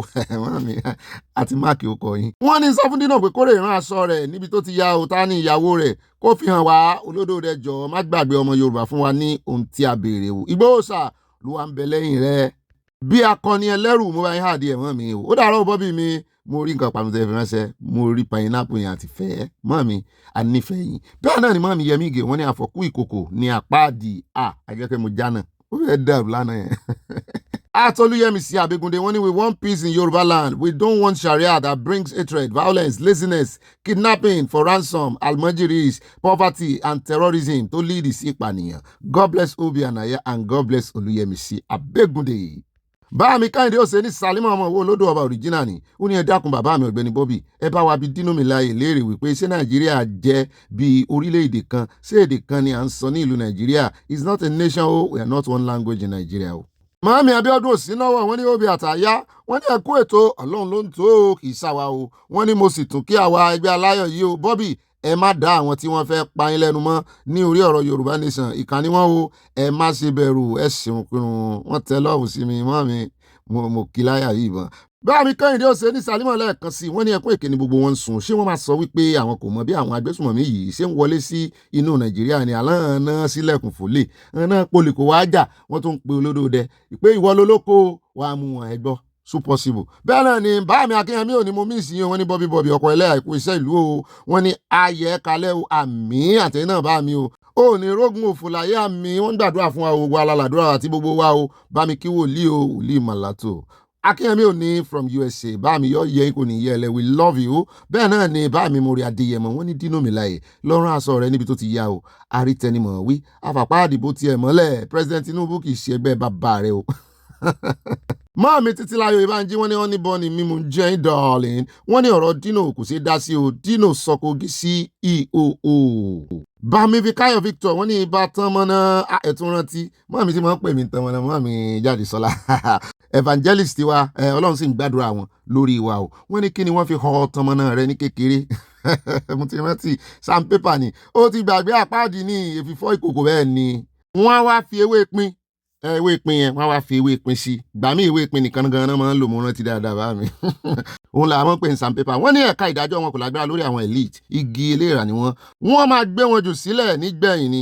Bẹ́ẹ̀ náà ni Adétọ́lá Ìná wọ́n ní Ọ̀gbẹ́ni Bobby Malam Adépọ̀jù àti Malam Janiu Adégúnwà ní àwọn méjèèjì wọn ò lo Quran ṣùgbọ́n Bíbélì ni wọ́n máa ń kà jù. Ókè àwọn tó máa ń sọ̀rọ̀ àbùkù sí Jésù nìyẹn orúkọ wọn nìyẹn mi ò tiẹ̀ fẹ́ mọ̀ wọn mo fẹ́ mọ̀ wọn rárá. Bẹ́ẹ̀ náà ni ẹja dọ́dọ̀ mọ́ mi mẹ́rin òdùnú ìtìmì nìkan wọ́n ní wọ́n bí ìtìmì nìkan àtàyà mi kábíyèsí kàǹkà ibà amúlùdùn of agboolé aláyọ̀ ọkọ̀ gbogbo àwa ọmọge aláyọ̀ bẹ́ẹ̀ ni ìmìlẹ̀ nkèésì wọ́n ní mo kí màmá wọ̀ lọ́jọ́ ìbí ẹ̀mí yín àgùn gbọgbọgbọ bí ọwọ́ aṣọ àmì àṣẹ ìdùmàrè àṣẹ ìsàmọ́dún nínú ìlera àti ọ̀rọ̀ tó pọ̀ ayọ̀ ní o. At Michael Junior wọ́n ní ìmìnì tó yìnyà Michael bẹ́ẹ̀ fẹ́ bẹ́ẹ̀ kọ̀ Tinubu ń lọ ẹlẹ́ẹ̀kejì lágbára Ọlọ́run mọ nǹkan tí Buhari fi ojú wa rí sá gbogbo owó wa ló fi wọ àìsàn tán síbẹ̀síbẹ̀ ó ṣẹlẹ̀ kejì o kí wá ní wàhálà yín lórí Tinubu. At Adépọ̀jù Adémọ́lá wọ́n ní aláyọ̀ wa kí àwọn alágídí jèbù rẹ̀ kí wọ́n fi bọ́tà sí kí wọ́n jẹ́ kí olódò dẹ́ ṣe second time nítorí òmìnira wa lẹ́yìn rẹ̀ kò sí ẹni tó lè fi ojú rẹ̀ wo Yorùbá mọ́ o wọ́n tẹ lọ́ọ̀sì àti nǹkan bẹ́ẹ̀ ni ó wà lè kó ń bẹ́ẹ̀ báwọn. ẹsẹ̀ rí wọ́n wá bá Ìgbò ṣe débi wípé marginalization tí àwọn Ìgbò ń pariwo Yorùbá ni wọ́n mọ̀ pariwo ẹ̀ tó bá yá wọ́n wá dìmọ̀lù pẹ̀lú Ìgbò ẹ̀rí nítorí fẹ́ ṣe nìyẹn pẹ̀lú gbogbo wa ariwo tí àṣà dídò kò mọ̀ ń pa ẹ̀. bẹ́ẹ̀ náà ni mọ́mí alájà Scott Adigun mo ti dọ́dọ̀ yín wọ́n ní gbé gbogbo ẹnu rẹ sọ̀n dínà ìwọ kọ́ ló so bandage mọ́ ọrùn rẹ lọ sí kóòtù nígbà kan báyìí ni bí ó tilẹ̀ wù kó pẹ́ tó Ọlọ́run dúró dè ọ́ ó lè ọmọ àlè rádaràda. mọ́mí kò ọ̀rọ̀ lálẹ́ jù sí o mo jíṣẹ́ yín wọ́n ní salam bro wọ́n tẹ lọ́ọ̀sì a mo rí ọ̀gẹ̀dẹ̀ wọ́n bòde ìdajì. bẹ́ẹ̀ náà ni at Abiodun sí náà mọ́mí ni óbí àtàyà wákà bàtílẹ̀ àlàkẹ́ lẹ tún fi wọlé lónìí ògùn sọ̀hún ẹmu funfun lógún ibà mo rọ́gẹ̀dẹ̀ bẹ́ẹ̀ náà ni mo rí wine. báàmí fọlọ́n sọ́ta nímọ̀ làwọn ní Bobby kòkò àfọ́kù ní àpáàdì ẹ̀sìn mo ní lẹ́kítọ́rà tó pọ̀ lórí ìkànnì. wọ́n bá ti rí pé mo ti fẹ́ gbé nǹkan gbági báyìí wọ́n á yà help mi. Ọlọ́run mo láwọn tọ́lọ́run fi tì mí Ọlọ́run mo sì mọ yìí mo mọ̀ lóore. bẹ́ẹ̀ náà ni Agnes ṣẹlẹ̀ mọ́ mi ni they should not be accepted back to the Nigerian army. Accepting them will be a taboo to Nigerian soldiers. wọ́n tiẹ̀ tí kó wọn lọ fi sínú Nigerian soldier wọ́n fẹ́ kọ́kọ́ dá wọn padà sí gbòòrò ayé kẹ́ rojú wọn náà. mọ́ mi rí Scott Adigun alájà mi dáadáa wọ́n ní àwa dúró kí àlàáfíà dé Nàìjíríà ní o kí òkè mọ́ mi náà ti fẹ́ padà lé tẹ́lẹ̀. kọ́lọ̀ ń jọ kó wa bá gbé ògo rẹ̀ fún Ìgbòho bàbá gbogbo wa o wọ́n ní ilé koko óbì ibà bàtílẹ̀ àlàkẹ́ ẹ sọ pé pọ̀ mo sọ bẹ́ẹ̀ mọ́ mi pọ̀ wọ́n wá ní please turn over ẹlẹ́ẹ̀kejì rèé wọn ti ẹ̀kulẹ̀ dá méjì wọn kàn kọ́ sábẹ́ rẹ̀ náà ni wọ́n wá gáàpù ẹ̀ rẹpẹtẹ. wọ́n ní kò sí nínú Al-Quran kí a máa bú ẹ̀sìn ara wa o ẹ jẹ́ kí wọ́n fi wèrè wó wèrè kò ní kúlù fún ẹ̀yin mùsùlùmí fàákì wà láì àmọ́ mi mùsùlùmí lẹ́yìn náà can't stop loving you bro and me too can't stop loving you salam ara ń tà ń sọnù àwọn alájà wa nù wò àwọn gan dààmú wípé mùsùlùmí alálàáfíà wà àwọn onífàákì wà àwọn mùsùlùmí àlùmọ̀ǹjèrì kẹ́kí kúkú kó báwọn sọ́márì ẹ̀nu àwọn mùsùlùmí àlùmọ̀ǹjèrì náà ń bá wí o yọ yẹ mọ́ mi salam salam bẹ́ẹ̀ náà ni ẹjẹ́ àdọ́dọ̀ mọ́ mi Florence Alade wọ́n ní Ọ̀gbẹ́ni Bobby Lobby àtàyàwó ọ̀rọ̀ òmìnira Yorùbá sí ẹ̀sà àti ọmọ olódòdẹ kò yí ọ̀pọ̀lọpọ̀ ọmọ Yorùbá ṣùgbọ́n ohun tí mo mọ̀ ni pé orílẹ̀-èdè Yorùbá ti dé tán níbi tí ààyè ò ti ní gba sàríà wọ́n tẹ lọ́ọ̀sì àti nǹkan panu.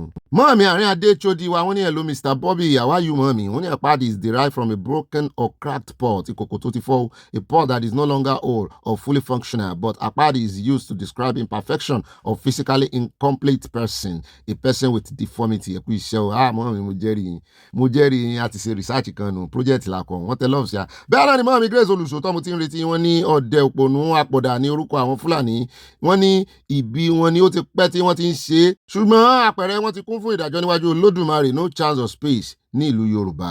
wọ́n tẹ̀síwájú wọn ní àfipáka àwọn búsẹ́rin ayọ̀ ò ní fẹ́rin tún mi ṣe ayọ̀yẹ mo láì bẹ̀rẹ̀ sí bá ń yí hùn torí àwọn kan ní ò ní fẹ́rin pa mí wọ́n fẹ́rin tún yín ṣe Ọlọ́run ó sì tún bò wá sí ó bí Elédùmarè àṣẹ Èdùmarè àfipáka àwòrán mi dá owó bí àyá ẹ̀yin méjèèjì ti di ẹnìkan bẹ́ẹ̀ ni pàṣípààrọ̀ làwọn ṣe wọ́n ní bá mi fi àwòrán tèmi ránṣẹ́ sí ìlú Ireland Island bẹ́ẹ̀ náà ni àtolúbùnmi má dojú tí mi ojú òní ti gbogbo wa mọ́ mi ẹgbọ́n sókè wọ́n ní Bobby ọkọ rẹ̀ àmọ́ mi á dáa fún yín wọ́n ní àfọ̀kù ìkòkò ni wọ́n ń pè ní àpáàdì Oòduà national now no going back wọ́n tẹ lọ́ọ̀sì àti nǹkan panu mọ́ mi mí ní wáyé tí o bẹ́ẹ̀ náà ni grandma Josephine Aláwìyé wọ́n ní òbí mi àtàtà mọ́ mi ẹ̀yà ìṣẹ́ o àpáàdì àfọ̀kù ìkòkò a lè fi mọ́ ìdodo òótọ́ ni wọ́n máa fi mọ́ ìdodo pẹ̀lú dídí gloves kó bá lè tètè pajúdé Oòduà national going back àdúrà wa ti gbà gbogbo etí ojú ni yóò rí àṣẹ Ìdùmarè bẹ́ẹ̀ náà ni mọ́mí Adésọlá Ọládèjì wọ́n ní àmì àṣẹ wọ́n tẹ lọ́ọ̀fù lé lórí mọ́ mi mo dúpẹ́ ta ìwà wàráàyè mo dọ́dọ̀ yín o wọ́n ní bọ́bí mi ọ̀wọ̀n mọ́ mi ẹ̀gbọ̀pọ̀ lọ́wọ́ mi ẹ kú iṣẹ́ àtàrà olúwa yóò pín in lérè láṣẹ Èdùmàrè àmì ohun yín yẹn ó dùn gan-an ni fún orin wákà yẹn olúwa ò ní gba ohun náà lẹ́nu yín lórúkọ Jésù àmì o ẹ bá mi kí àyà o àwa tún ráàyè wọn tẹ lọ́ọ̀sì àti nǹkan panu ọlọ́run wà ní gbàgà àyè rere nídìí wa bẹ́ẹ̀ náà ni mọ́mí Adésọlá Ọládèjì wọ́n ní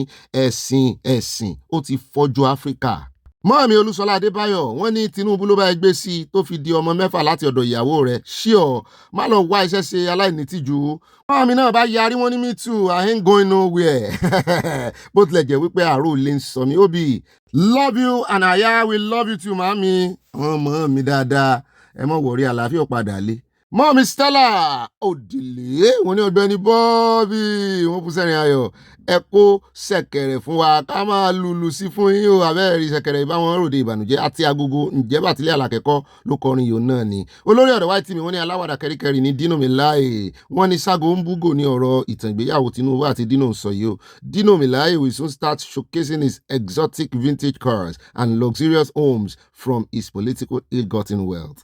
Mọ́mí Grace Olùṣòótọ́ wọ́n ní Fúlàní gbogbo etí àti ọgbọ́n àlùmọ̀kọ́rọ́ yìí tí ẹ máa ń lò fún àwọn tí wọ́n ṣoore fún ẹ̀yin Fúlàní ti dópin báyìí àti ríran àmọ́ ibi tí àwa ń lọ o ẹ yé ṣẹ́jú sí èrò mọ́ nítorí èrò wa mọ ibi tí wọ́n ń lọ àwọn ọmọ orílẹ̀-èdè Yorùbá ibi tí à ń lọ.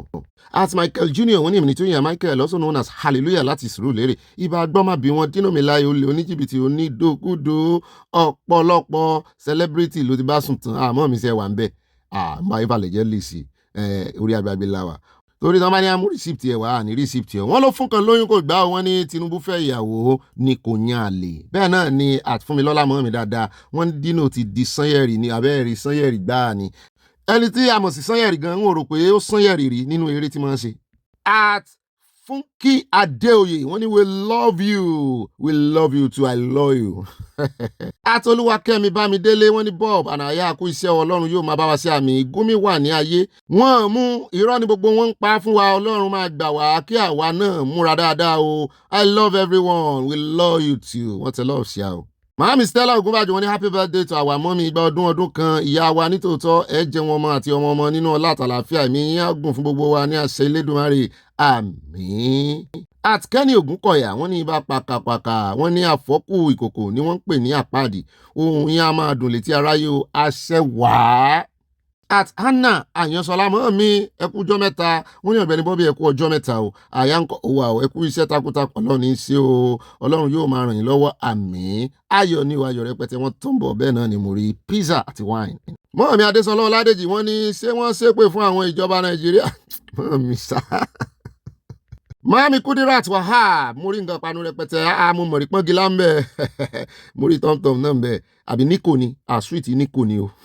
Mami Victoria Badejo mo ti ń garùn pé bó lẹ́wà àwọn ní ibà Kunduz ẹ̀kú iṣẹ́ ìlú o when is Nigeria government going to learn? I don't support rehabilitation of terrorists talk less of bringing them back into the armed forces it defeats the purpose of getting rid of them odo and nation no going back mo rí wine yẹn by ọ̀la báyìí ìní gan ló yẹ kí wine ti máa flow thank God it's Friday mo sì rí ọwọ́ ìfẹ́ tẹ́ fi ránṣẹ́ mọ́ mi Oyèmí Sàlà wọ́n ní mo kí Ọ̀gbẹ́ni Bobby àti gbogbo ìdílé aláyọ̀ wọ́n ní Dino Melaye kò ní ẹnu ọ̀rọ̀ láti bú olódo dẹ̀ torí wọ́n ti gba ṣòkòtò nídìí Dino skẹ́ẹ̀tì ìyàwó rẹ̀ lóde mọ́ mi ó jẹ méjèèjì pọ̀ ní o mo rí ìfẹ́ tẹ́ sí a bá mi ogbó àbẹ̀wọ̀ wọn ní ẹ̀gbọ́n Dino tilẹ̀ serious at all owó ti fẹ́ yà níwèrè is another time for him to chop Atiku's money again bẹ́ẹ̀ ni wọ́n àti bọ̀dà Délé wọ́n ní I never see yẹn bọ̀dà Délé kìíní ni o Délé Muhammadu wọ́n ní I never see country like Nigeria that bring back terrorists into society who do us like this kò ní ragbá fún wọn kò ní ragbá àbí kò ní gbá fún Lord Lugard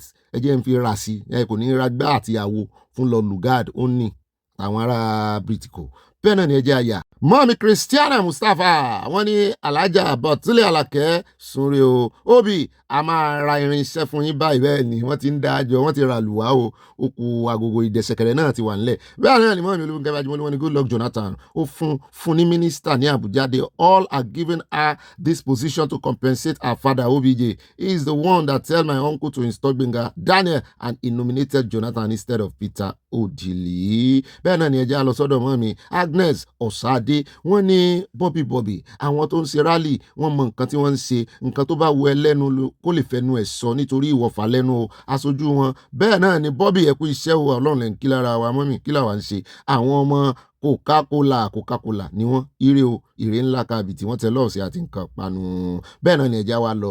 sọ́dọ̀ mọ́ mi tó iná rí wọn ní Yusuf Adépọ̀jù is the man that always says nasty things about Christians wọ́n sọ bẹ́ẹ̀ náà.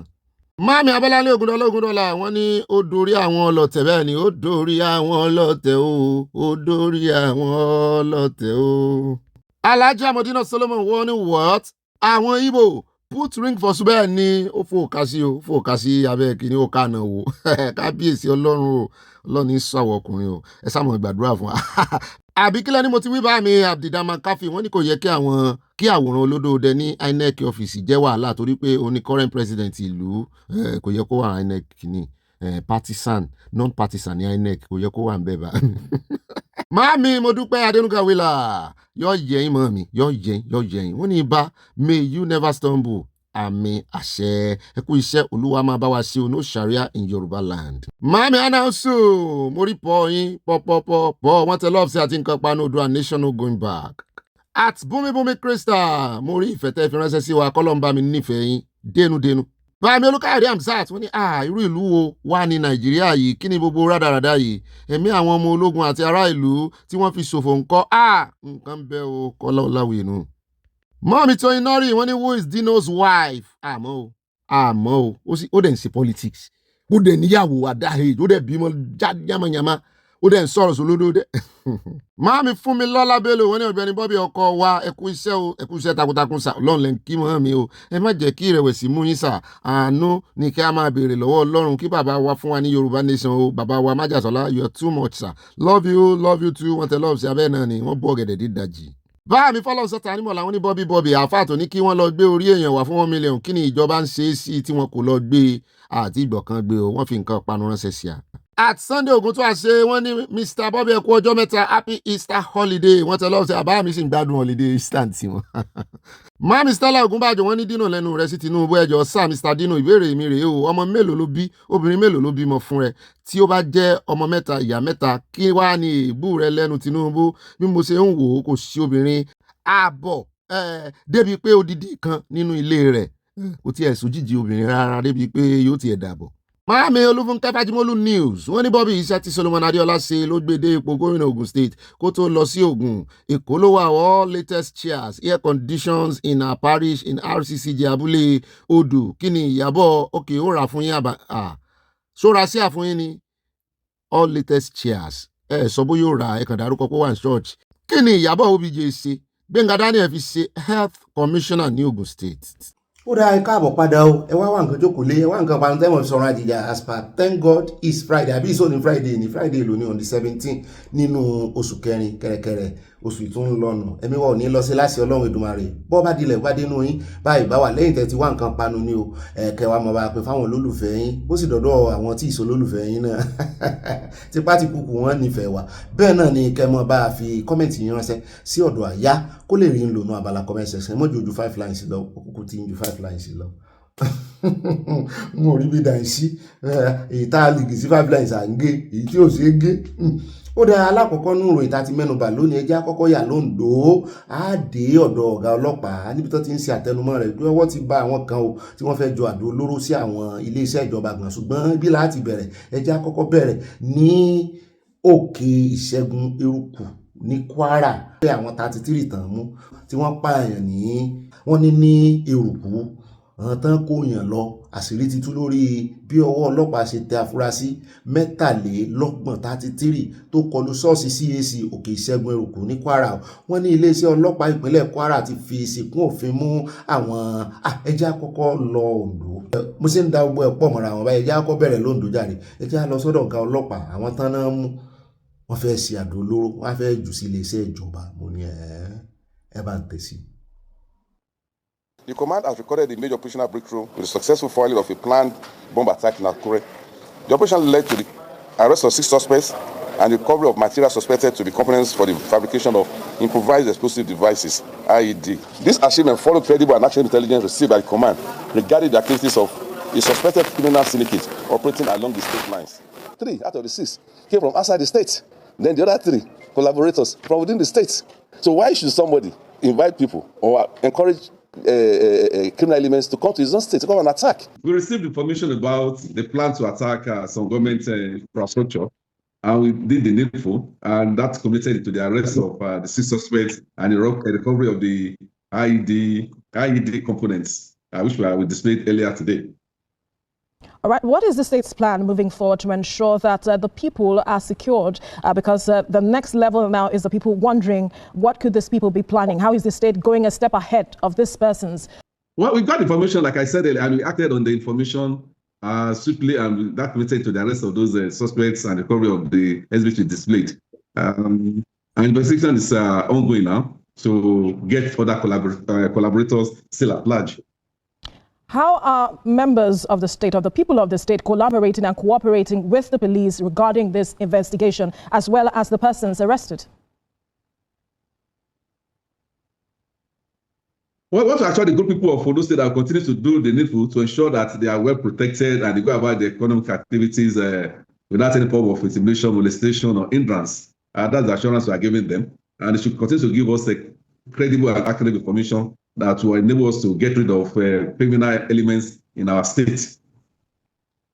Ó dá ẹ káàbọ̀ padà àṣírí wọn ní bó bí ó sì mọ̀ tún náà nù bẹ́ẹ̀ náà ni Ọlọ́run fún bàbá Sunday Igboho yóò fún wọn irọ́ wọn fún wọn sí kó bá wọn sí àbí kó bá wọn sí bó ṣe dáànù kì í ṣe kó fún wọn sí kó bá wọn sí ni kọ́ lọ ń gbàkóso kán jọ kán máa mú wọn pẹ́pẹ́pẹ́ báyìí kán máa sùn lọ kí kọ́wọ́ máa bà wọ́n mú wọn láàlò ní orí àgbàgbé mú wọn láàlò orí àgbàgbé láwà kán máa mú wọn fọ́lọ́pàá ẹ ti gẹ́ẹ̀tì mi yá wá lọ sí Kwara níbi tá a ti wọ́n ní iléeṣẹ́ ọlọ́pàá ìpínlẹ̀ Kwara tó ti fọwọ́ sí kún òfin mú àwọn afurasí tí wọ́n kọlu ilé ìjọsìn CAC Òkè Ìṣẹ́gun nílùú Èrùkò nípínlẹ̀ náà nínú oṣù kọkànlá ọdún 2025 wọ́n ní àsìkò tí àwọn olùjọ́sìn náà ń jọ́sìn lọ́wọ́ ní ìrọ̀lẹ́ làwọn agbésùnmọ̀mí náà ya bo ilé ìjọsìn ọ̀hún wọ́n ṣekú pa èèyàn méjì kí wọ́n tó jí ọgbọ̀n èèyàn míì lọ níbẹ̀ ṣùgbọ́n wọ́n ní ọwọ́ pálábá wọn ti ṣẹ́gi báyìí o torí wọ́n ní bí rọ́bà lọ fógún ọdún sàn kan náà lóòótọ́ ò bá wọ́n ní ọwọ́ àti ìlú Èrùkò ọba Bùsàárì Àyìndé Ọlárìnwájú ti ṣàlàyé fún àwọn oníròyìn pé inú òun dùn bí ọlọ́pàá ṣe mú àwọn kọ lọ́rọ̀ sí ẹ̀dá náà o gẹ́gẹ́ bó ṣe sọ o wọ́n ní lọ́pọ̀ ìgbà tí irúfẹ́ ìṣẹ̀lẹ̀ bẹ́ẹ̀ bá wáyé àwọn aráàlú kì í gbọ́ nǹkan kan nípa rẹ̀ títí tí ọ̀rọ̀ ọ̀hún yóò fi kúrègbè tí ó fi paná ìmọ́lẹ̀. Wọ́n ní àmọ́ báyìí ìwúrí ló jẹ́ fún àwọn àti fún gbogbo àwọn ọmọ ìlú Èrùkò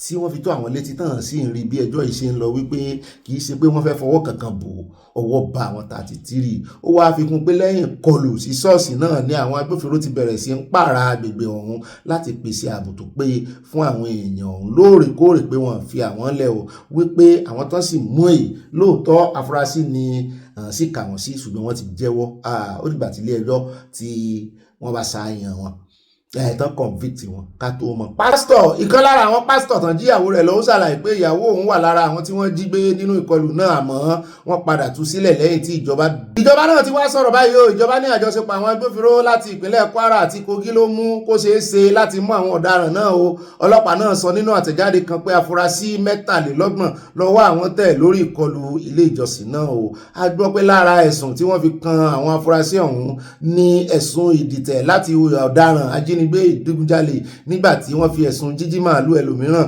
kò àti níní ohun ìjà olóró lọ́wọ́ láì kìí ṣe agbófinró àti ìwà agbésùnmọ̀mí mo ló dáa mo rò pé ẹ̀ ní fi agbésùnmọ̀mí kún ni àṣé wọ́n bá ti ká ìbọn gangan mọ́ èèyàn pàápàá jùlọ ìbọn wọ́n bá ká mọ́ ọ lọ́wọ́ tó sì sọdẹ tó tún wá jẹ́rú AK-47 irú eléyìí tí ọmọ Fúlàní yẹn fi ṣeré lánàá àyá ní òfin ṣeré ò kìí ṣe tọ́yò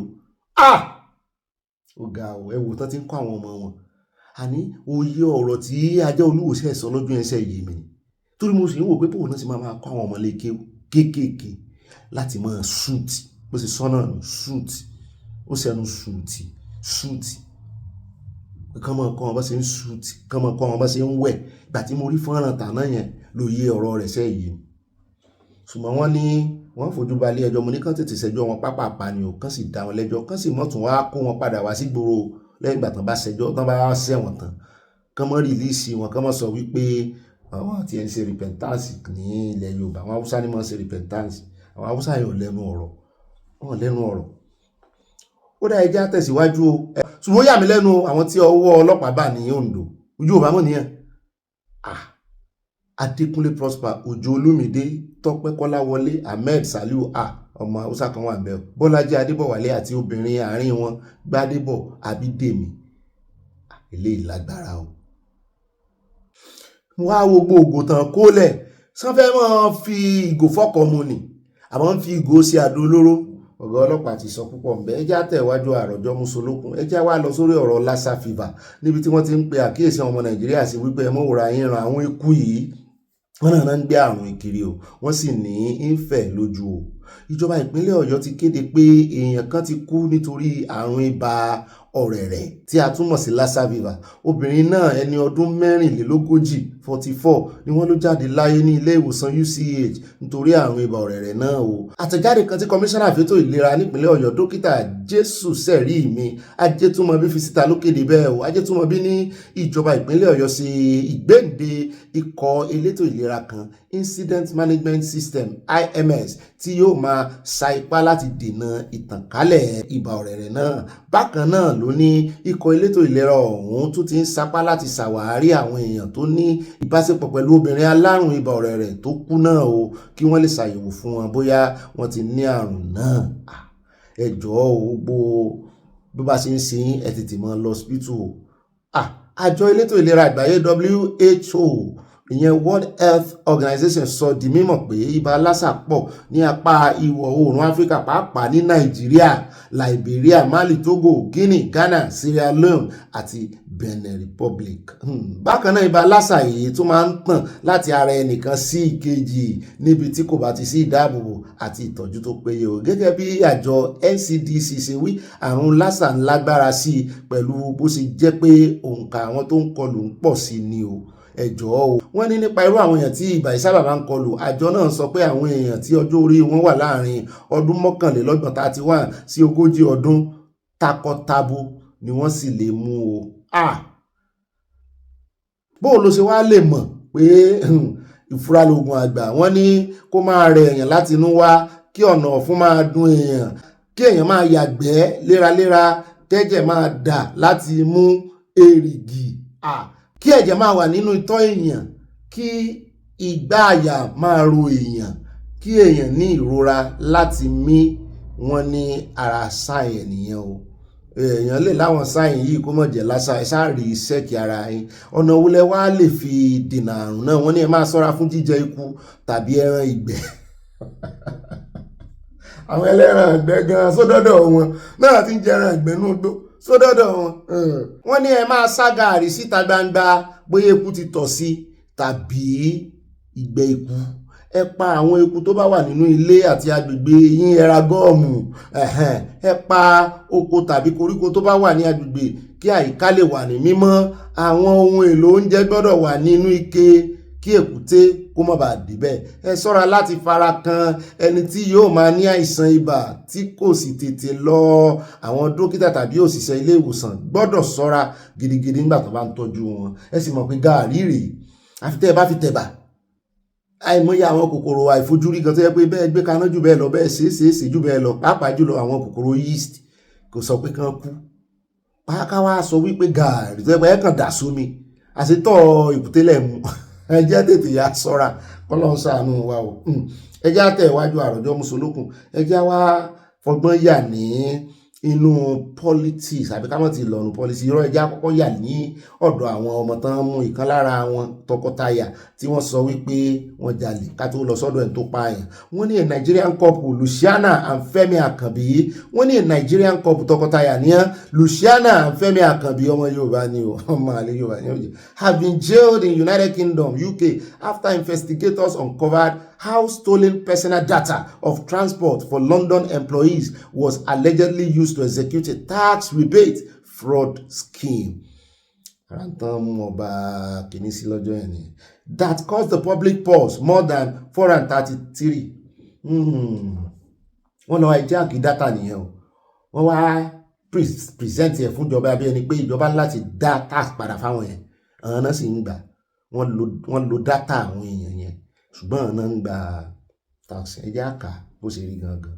Wọ́n ní ìwà àjẹbánu yìí ìkówómì yìí kápẹ́ bẹ́ẹ̀ wọ́n ló ṣẹlẹ̀ ní àárín September 2021 àti January 2022. Money was built on sensitive information belonging to at least 40 TFL workers, including passport details, national insurance numbers, and bank records, which were used to file 139 fake tax refund claims. Wọ́n ní nínú ìgbẹ́jọ́ ilé ẹjọ́ ní Woolwich Crown Court, ilé ẹjọ́ ń bẹ̀ reveal ó fi hàn gbangba wípé Luciana Akanbi ọmọ 38 years wọ́n ló ṣiṣẹ́ pẹ̀lú iléeṣẹ́ tó ń pè ní TFL's Human Resources Department tí ó sì ní access sí personal records of about 107 employees.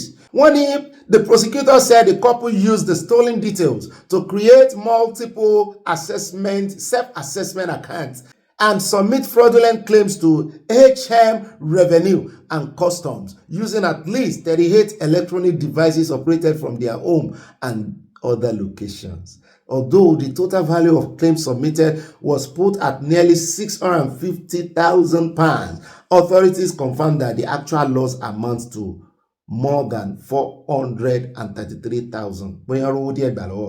The court has also heard that the proceeds of the fraud were quickly laundered through a complex network, making recovery difficult for investigators. Delivering judgment, Judge David Miller said the case represented the most severe data breach in the history of the Transport Authority. Judge Miller said TFL suffered their worst ever data breach. It meant they had to change their system. It affected their morale and staff performance. You acquired and used the personal details of 40 employees in relation to making the claims for tax rebate, but accessed the details of 107 employees. There were 139 claims in respect of the court further aired that financial pressures contributed to the crime, with Femi reportedly struggling with a gambling addiction following illness during the COVID-19 pandemic. Wípé ṣe ní ta tẹ́tẹ́ kò ríṣẹ́ ṣe ń gbà náà bẹ́ẹ̀ náà ni COVID tó mú. Wọ́n ní Judge Miller said over 50,000 of the stolen funds had been paid into various gambling accounts. Ó tún fẹ́ fowó àbù, ó fẹ́ fi gbá àbù, ó fẹ́ fi ta tẹ́tẹ́. Tó jiyàn ò tó kówó lè pọ̀ sí. The judge, however, ruled that both defendants were central to the scheme, stating that the fraud was only possible because of the access granted to Luciana as a trusted employee. Ṣé kò ní bà goodwill àwọn Nàìjíríà jẹ́ bẹ́ẹ̀ báyìí? Ṣùgbọ́n ó dàpọ̀ ọkùnrin yẹn gan ni ọmọ Yorùbá, ọmọ Nàìjíríà. Obìnrin yẹn Luciana mi ò rò pọ̀ ọmọ Nàìjíríà ni. Only you, Luciana Akanbi, had been colleagues with some of these people who were extremely badly let down. You let them down. That is damaging to have your credit ratings impacted, to deal with HMRC and have to rearrange your finances. There was immense damage to the third parties, the judge said. The judge added no compensation order would be made, stating that the couple had no recoverable asset. Ṣùgbọ́n ilé ẹjọ́ ti wá sọ fún wọn wípé ó ṣeé ṣe kí wọ́n fèsì deportation lẹ́yìn ìgbà tí wọ́n bá ti sáàbù sẹ́ńtẹ́ǹsì wọn tán. Bóyá wọ́n á tó sáàbù ẹ̀ tán, wọ́n ní kówó kankan lẹ̀, wọ́n bá tẹ̀ wọ́n dé, wọ́n á máa náwó wọn. Bóyá wọ́n wá máa fẹ́ra wọn lẹ́yìn ìgbà náà, wọ́n á kọ́ntínú àti máa fẹ́ra wọn. Àti ìmọ̀ o ẹja tẹ̀wájú ẹja lọ sọ́dọ̀ apààyàn ìtàn ní ọwọ́bà tó tún fẹ́ fa àríyànjiyàn láàrin àwọn ọmọ Nàìjíríà, láàrin àwọn Ìgbò àti Yorùbá. Gẹ́gẹ́ bí iléeṣẹ́ ọlọ́pàá Nigerian Police Force wọ́n sì fi léde o. Wọ́n náà ti extradite arákùnrin kan tí orúkọ rẹ̀ ń jẹ́ Chukwuemeka Adebiyi to United Kingdom. United Kingdom náà tún ní o kì í ṣe state o, àyà ò ṣe mistake mi kọ́ mo ní mistake eléyìí ìwọ ni o gbà. UK ní kì í ṣe USA o. Wọ́n ní the Nigerian Police Force through the Interpol National Central Bureau NCB Abuja has successfully facilitated the extradition of one Matthew Chukwuemeka Adebiyi to the United Kingdom to face charge nípa pípààyàn. Gbogbo ẹ̀sùn náà fi kàn wọ́n ló pààyàn. Wọ́n ní ó sì gbóògùn olóró. Wọ́n ní ta ló wá sanwó plane yẹn.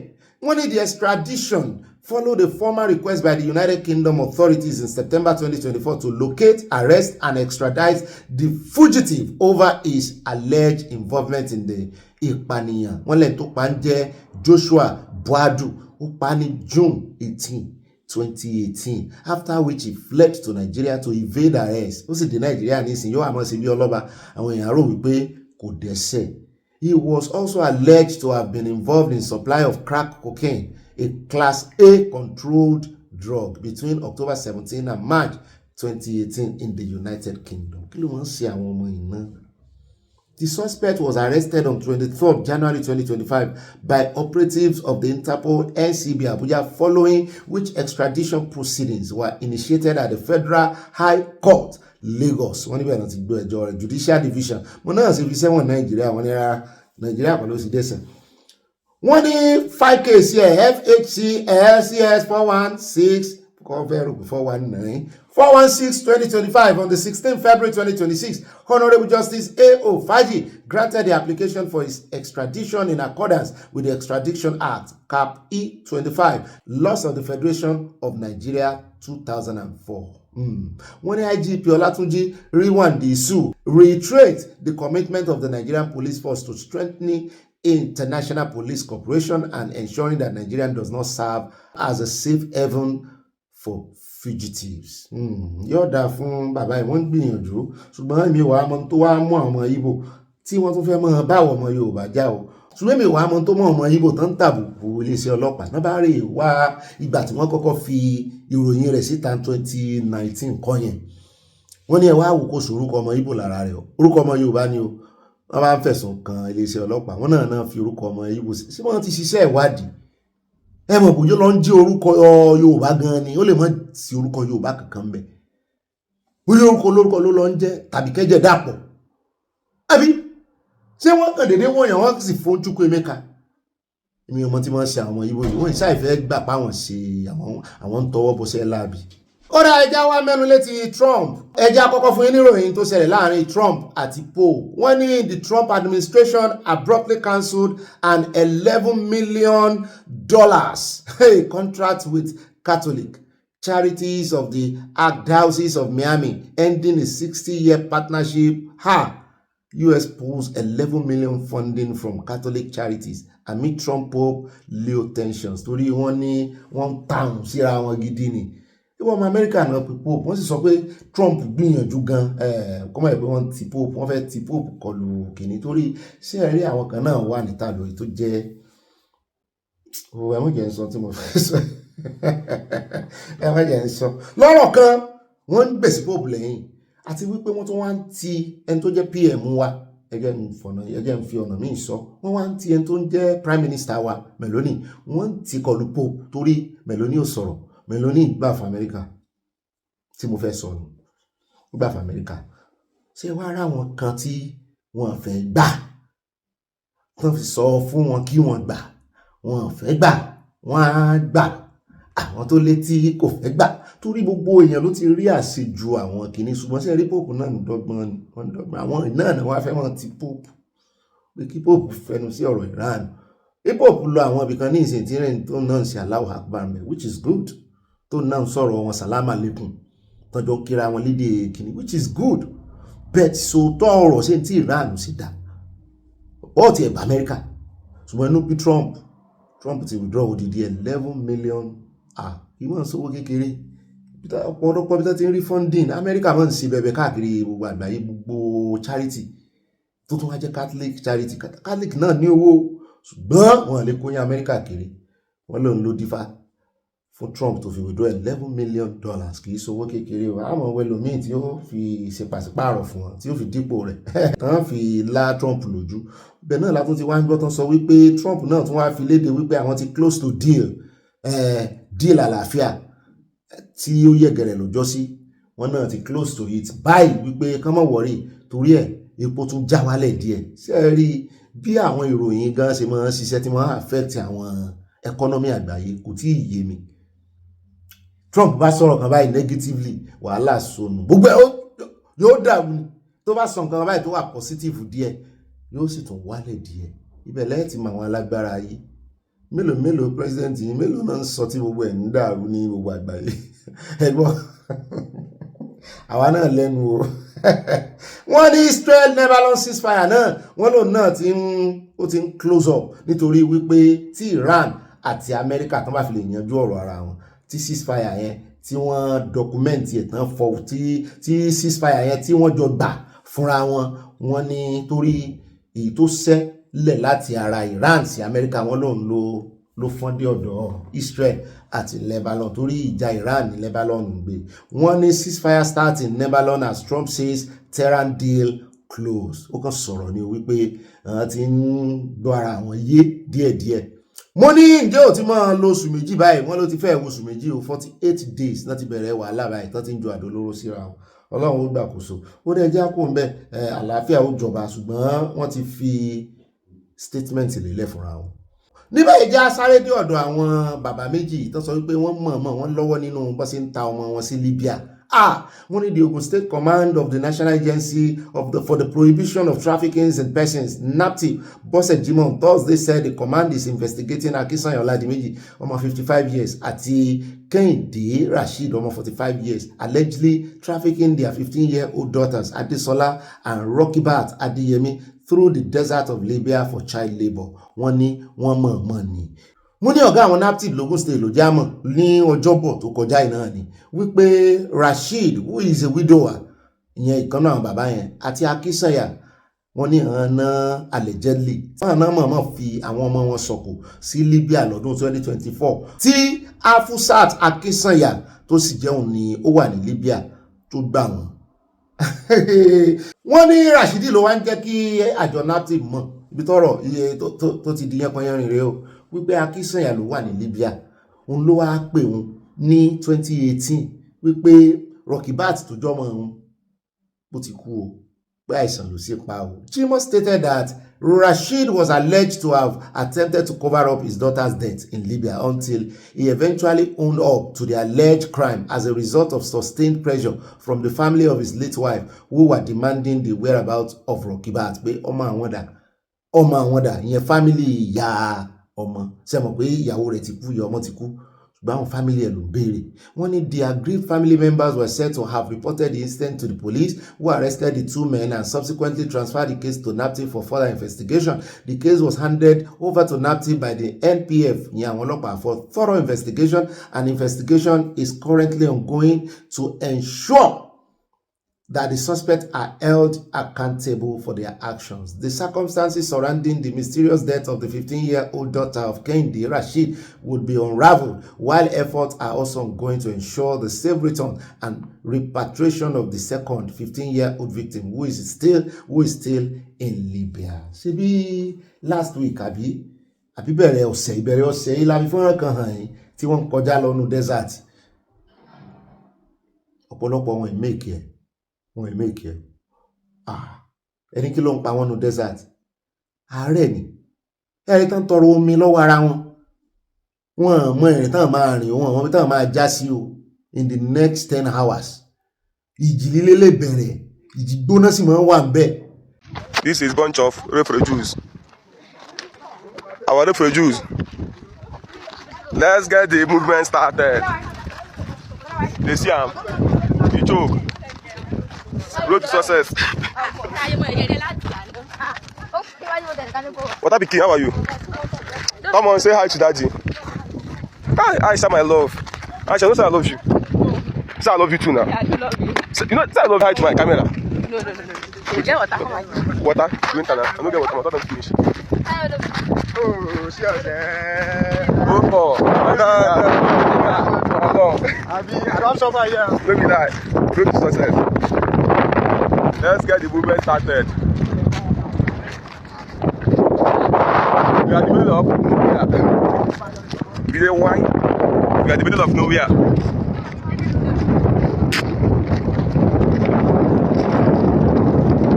Oríṣiríṣi ẹranko ló sì wà ní desert tẹ́ ń wò yẹn náà o nínú àwọn yanrìn yẹn. Ìrẹ̀wẹ̀sì tí ìṣẹ́ni ọjọ́ kan, tí ìṣẹ́ni ọjọ́ méjì, tí ìṣẹ́ni ọjọ́ mẹ́ta, ọ̀dọ̀ wọn máa ń débi tí wọ́n ti rí mọ́tò tí mọ́tò àtúnṣí wọn á sún wọn síwájú o ṣùgbọ́n ìrìn tán máa rìn kì í ṣèrìn kékeré. oúnjẹ mélòó ló fẹ́ dì mọ́ra, omi mélòó ló fẹ́ gbé, sì lè pàdé odò ní desert. Ṣùgbọ́n wọ́n ní investigation lọ lọ́wọ́, yóò jẹ́wọ́ ọwọ́ ọmọ sí kú, ẹjá kò mbẹ̀, ẹjá wá dé inú politics, ẹjá wá lọ sí ọ̀dọ̀ Olódòdẹ gangan níbi tí wọ́n ti sọ̀rọ̀ gbá Àtìkù wípé ẹ̀yin tèmi ẹ mọ́ wọ̀rí, ẹjẹ́ ń dá lóhùn inú bí ààrẹ Olódòdẹ o. Wọ́n ní I'm not scared of you. I've passed through this line before and I will still pass through it and I will do the same thing I'm doing now. Ìnira mú àwọn èèyàn díẹ̀ lóòótọ́, ṣùgbọ́n ẹ̀yin lẹ bàjẹ́, ẹ̀yin lẹ sòótọ́ fáwọn èèyàn, lẹ ń fọwọ́ bò, ẹ̀yin lẹ ń fún ìjọba incentives, lẹ fi ń gbéjọba. Àwọn láàrin Olódòdẹ, àwọn tẹ́ ń gbèjà àwọn torí àwọn èèyàn tẹ́ ṣe ń ṣe ìgan, ìnira wọn tó mú wọn ò jẹ́ kán lè yìn, ọ̀pọ̀lọpọ̀ wọn gan ní kẹ́ kú lórí oyè ni. Ìnira pọ̀, bí ìpànìyàn gbogbo ẹ̀. Ṣùgbọ́n ẹ̀yin lẹ́lẹ́ lè ṣe náà, ẹ̀yin náà lẹ́ni, ẹ̀yin náà sáàmọ̀, ẹ̀yin náà ẹlẹ́yìn lókun, ẹ̀yin náà sì lẹ́ lè ṣe.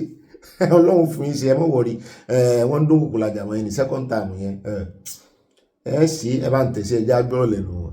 Wọ́n ká tó wá gbọ́ lẹ́nu ààrẹ Olódòdẹ, ẹjá kọ́kọ́ gbọ́ ohun tí Àtìkù sọ, torí èmi ò ohun tí ó sọ lánàá tá a lò, mi ò mọ̀ pé lè bí ààrẹ Olódòdẹ nínú tó yìí o, àti tí Òbí fúnra ara rẹ̀ sọ, torí ààrẹ Olódòdẹ bínú gan-an. Wọ́n sọ̀rọ̀ sí, wọ́n lé ó privatize gbogbo ẹ̀, ó kù díẹ̀ kó privatize Nàìjíríà, mélòó ló ṣiṣẹ́ ń bẹ̀. This government came in, removed subsidy, said because they don't want to, they were borrowing to service it, removed subsidy in petroleum, subsidy in electricity, and that the resources they will save will be used in development.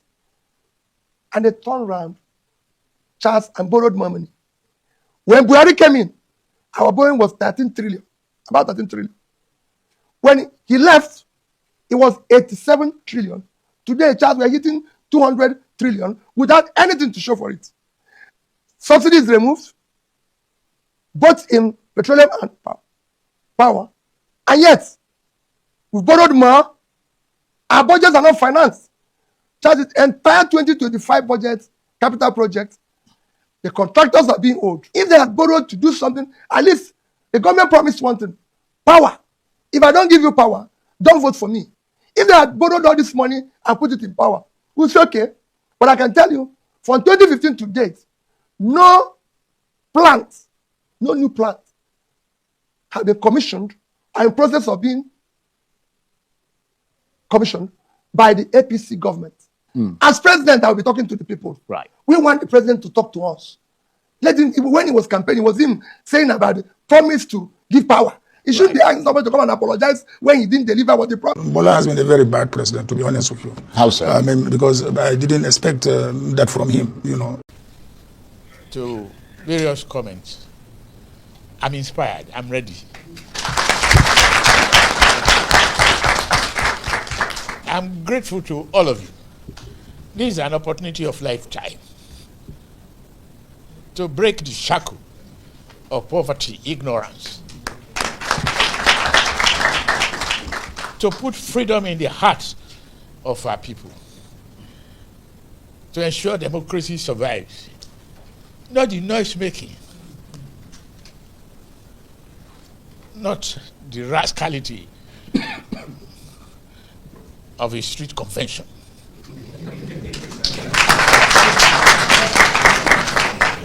We cannot submit to disobedience of a lawful order of the court. We must embrace the judiciary, whether it favors us or it doesn't.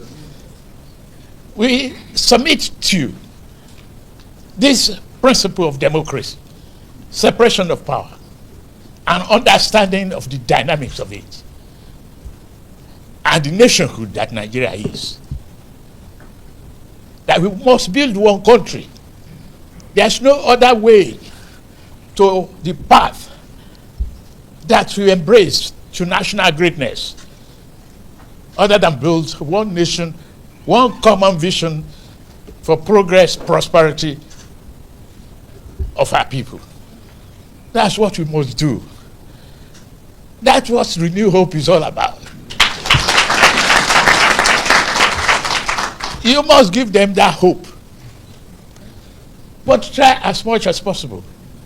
Men and women of integrity that are here in this room, to build a Nigeria. The They want to scare me off. It's a lie.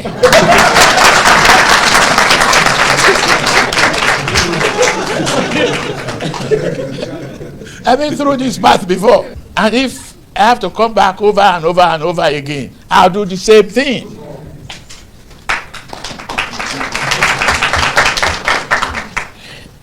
There's no better place than your own country. And no one can build it except you.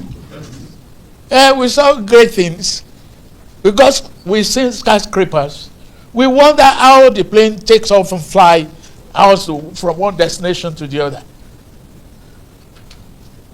These are no magic of yesterday. It is the thinker of tomorrow and the future that can elevate life, that can reform us all. And being a transformative leader that you are in a good company. Don't be afraid. I've listened to you. This economy, and then I have to look back, because the truth is, I took over for myself.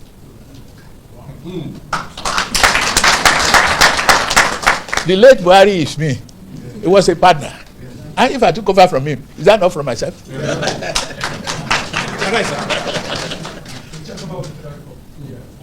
So, if something is wrong, fine. Live with it, correct it, move on. The life voyage is not going to be easy. And so many of you that are traveling with me, I can only stand before you and say you will not regret it.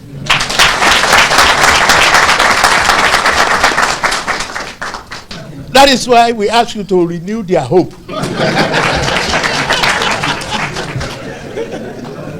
If they don't want to see the hope, and the roads that we bridge, and the children we raise, and the economy we are growing, we let them jiggy bola.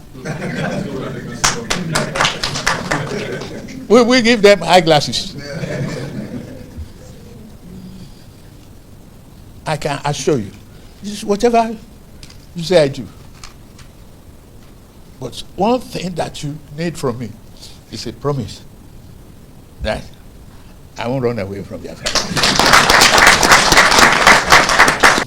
With you, the deal is done. No other thing. Whatever we need to do, coordinate from the world level and build on our understanding. We act as one family. You represent a conscience, a nation that want to break the shackle of poverty, ignorance, and hopelessness. You are in a good company. That's all I can say. And all I can promise is I won't give up. During the primary that got me here, hey, it was tough. During the general election, it was tough. Now that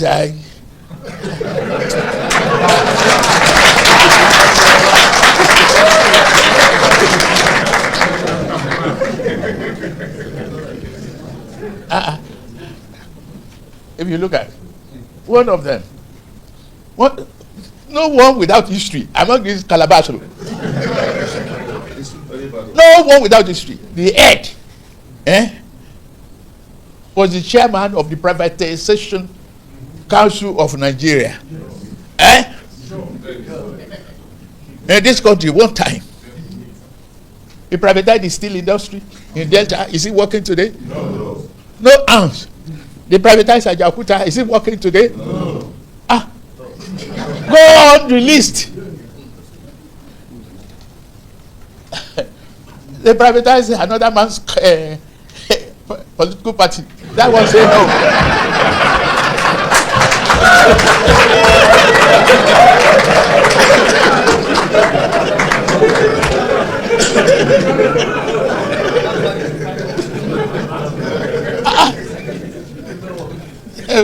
Your job is done.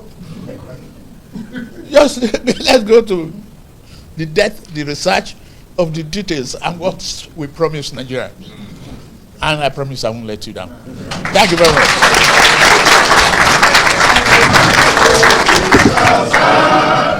sẹ́yìn náà ti gbọ́n tí ààrẹ olódòdó sọ mo sì mọ̀ wípé bọ́n ti bínú tán yẹn Àtíkù àmọ́ wo ẹni tí ó fi ṣe kàkà kíkú mọ̀jẹ̀ ṣèṣe wọ́n fi ṣàwàdànù torí wọn pé olódòdó ò ní gbọ́ Àtíkù ò sì tó bẹ́ẹ̀ lẹ́gbẹ̀ẹ́ olódòdó nítorí nígbà tó olódòdó ò sí lórí oyè gan-an bí ìgbà tó jẹ́ wípé olódòdó gan-an ló dá dúró ní òjò orógolo gẹ́gẹ́ bí ààrẹ ṣùgbọ́n lélẹ̀ tó olódòdó ti wá jẹ́ incumbent president so ní ó wà lé olódòdó kò possible ṣùgbọ́n èmi mọ̀ pé àwọn ilẹ̀ haúsá máa fẹ́ sí ẹ̀tanú èmi náà sì mọ ibi tí ààrẹ olódòdó dúró de àwọn haúsá sí ṣe é sì rí àwọn yíbò jàre torí wọn pé wọ́n rìlíìsì Nnamdi Kanu ń bò báyà ẹjọ́ ó kù díẹ̀ kí ìdìbò dé rí gbogbo nǹkan bí ó ṣe máa lọ létòlétò rí bí iná ìmọ́lẹ̀ ó ṣe wà dáadáa jẹ́rìí àwọn olóṣèlú rí bóúnjẹ ó ṣe bí ó ṣe gbọ̀pọ̀ nǹkan kan ó kàn ṣẹlẹ̀ ni wọ́n kàn ní iṣẹ́ ìyanu kan ló ṣẹlẹ̀ mírèkù kan ló ṣẹlẹ̀ onímánà bá ń rọ̀ láti ọ̀run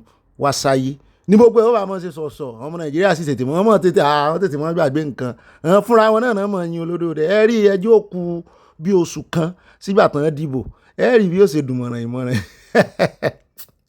àwọn olóṣèlú lè fi ń ṣe ó dá ààrẹ olódòdó ti dá lóhùn o ṣùgbọ́n Bọ́lá ni kò tẹ́ ń lọ́rùn o ó dá náà lẹ ti gbọ́ yẹn o wọ́n ní ẹ mọ́ sì fojú wípé gba ìjọba lọ́wọ́ Buhari o Buhari ti kú o ṣùgbọ́n bàbá kú náà ni o pé àwọn jọ ṣèjọba yẹn ni pé gbogbo blame tẹ́ ẹ bá blame Buhari àwọn ni kẹ́ ẹ mọ́ blame ẹ̀ pé ẹ mọ́ wọ̀rí yóò ṣe é ṣe ẹ sáfàwọn second term ibẹ̀ náà ni Buhari ti wá ní wọ́n ṣe dá wọn lóhùn yẹn ò tẹ́ ń lọ́rùn òun fẹ́ sọ̀rọ̀ o pé wọ́n bi àwọn léèrè pé kí ni APC tí ìṣe ó kọ́kọ́ mẹ́nu bá ọ̀rọ̀ náà electricity mo ní sìgìdì rẹ̀ ó fẹ́ tẹ́ ọ̀rọ̀ náà electricity ló mẹ́nu bà ó sì jẹ́ pé bẹ́ẹ̀ náà làwọn ọmọ Nàìjíríà ń tẹnu ẹgbọ́n tí Peter Obi náà sọ́nú ọ̀rọ̀ rẹ̀ wípé wọ́n fi ṣe campaign páwọn fún ọmọ Nàìjíríà ná dọ́là òsì náà inú òkùnkùn náà ọmọ Nàìjíríà wà mo ní ẹ mọ̀ ń lo sólà láyé gbogbo àwọn tó ti ṣèjọba sẹ́yìn sólà èèyàn mélòó ló lè àfọ́ọ̀dù sólà ẹ mọ̀ ń lo sólà ní ìsìn ara pé wọ́n fún yín náà mọ̀ ni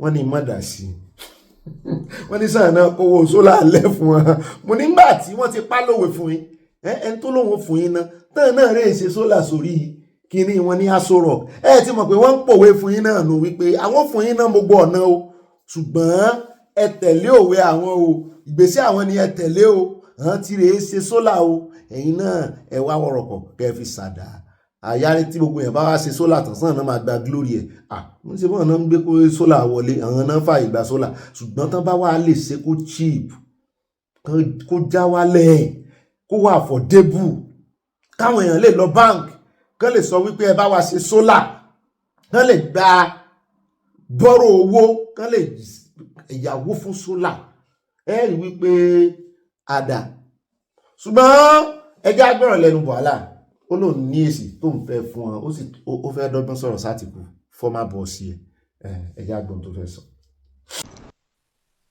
That's the former Vice President Atiku Abubakar, and before him, the former Governor of Anambra State, Peter Obi. Well, for the administration's right of reply, I'm joined now in the studio by the lawyer and special advisor to President Tinubu on media and communication, Daniel Buwala. Good to see you, Daniel. Thank you. Thank you for coming in. Thank you for having me. Good evening.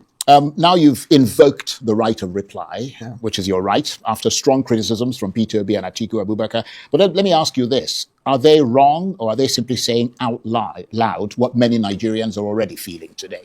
I think that they are merely marketing themselves because they are both interested in the seat that President Bola Tinubu is occupying.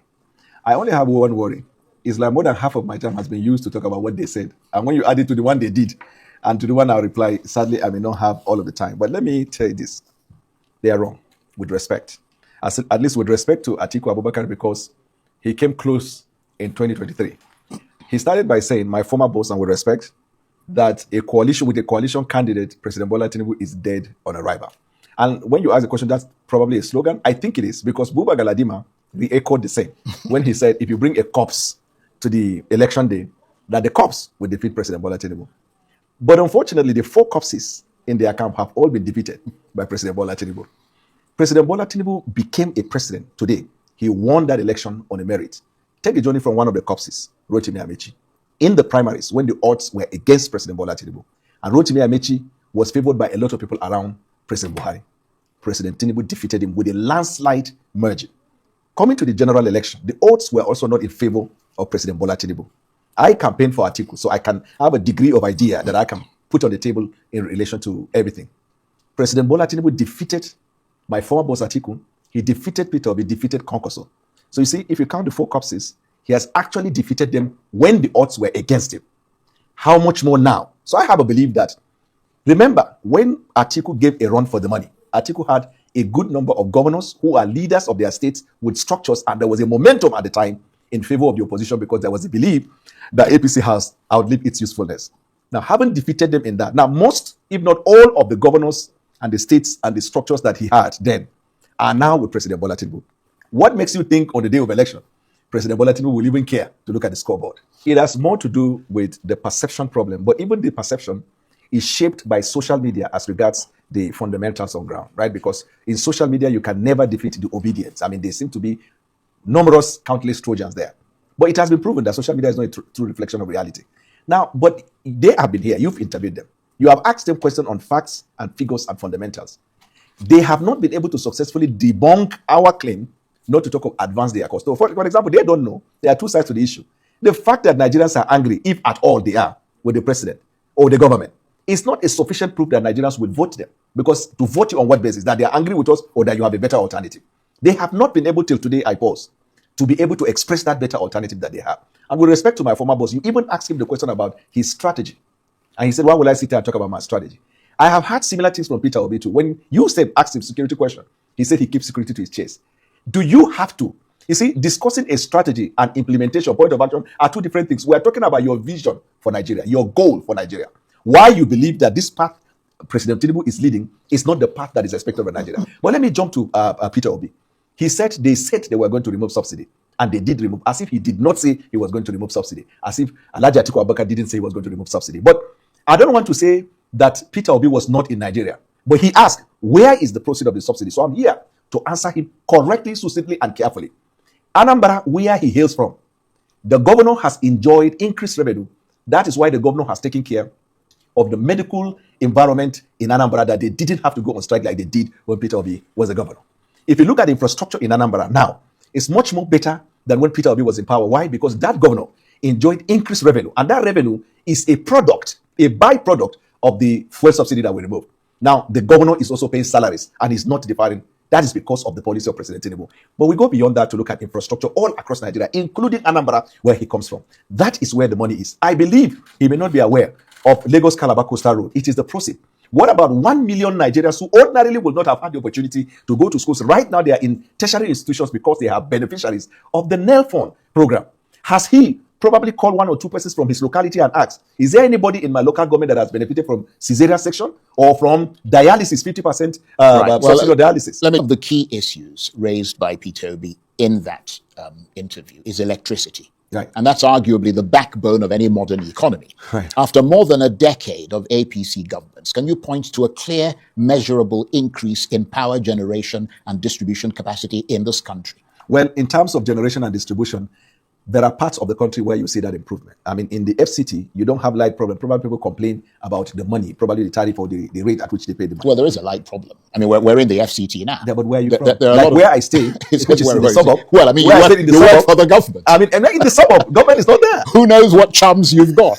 So, but what I'm saying with respect to power, you have seen first, you have to create the legislative environment. That we have done, which now gave rise to the capacity of states, local government, and even the private sector to participate in both generation and distribution of power. That's the foundation, the baseline. Probably Peter Obi doesn't know. Look, as you know, Daniel, right, Nigerians are not measuring promises. Right. What they're measuring is hours of electricity. Right. Are they getting more power today than they were in 2015 or 2023? I don't think that comparison of 2015 or 2023 is the issue, because if you talk Well, about it is the issue. But if it is the issue, Nigerians have more power now than 2015. Well, look, during The the stats are there. People can can I check just it. make something? Right. Let me bring something to your attention. During the campaign, President Tinubu, well, actually, Mr. Tinubu at the time, Right. made a very direct promise. Right. If I don't give you constant electricity in 4 years, don't vote for me when I come back for a second term. Nearly 4 years on, has he delivered on that promise? Nigerians will vote when the time comes, and No, I'm coming. I'm asking you a straightforward question. It's not a matter of whether Nigerians will vote or not. Very straightforward. If I don't give you constant electricity, in fact, hold on a second. Can we just hear that clip, please? Whichever way, by all means necessary, you must have electricity. And you will not pay for estimated bill anymore.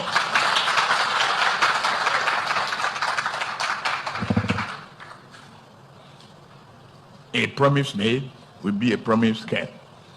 If I can't keep the promise and I come back for second term, don't vote for me.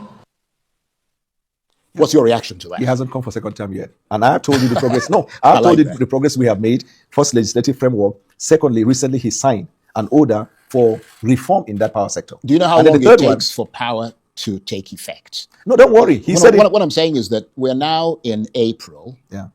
The elections are going to be taking place in January. Right.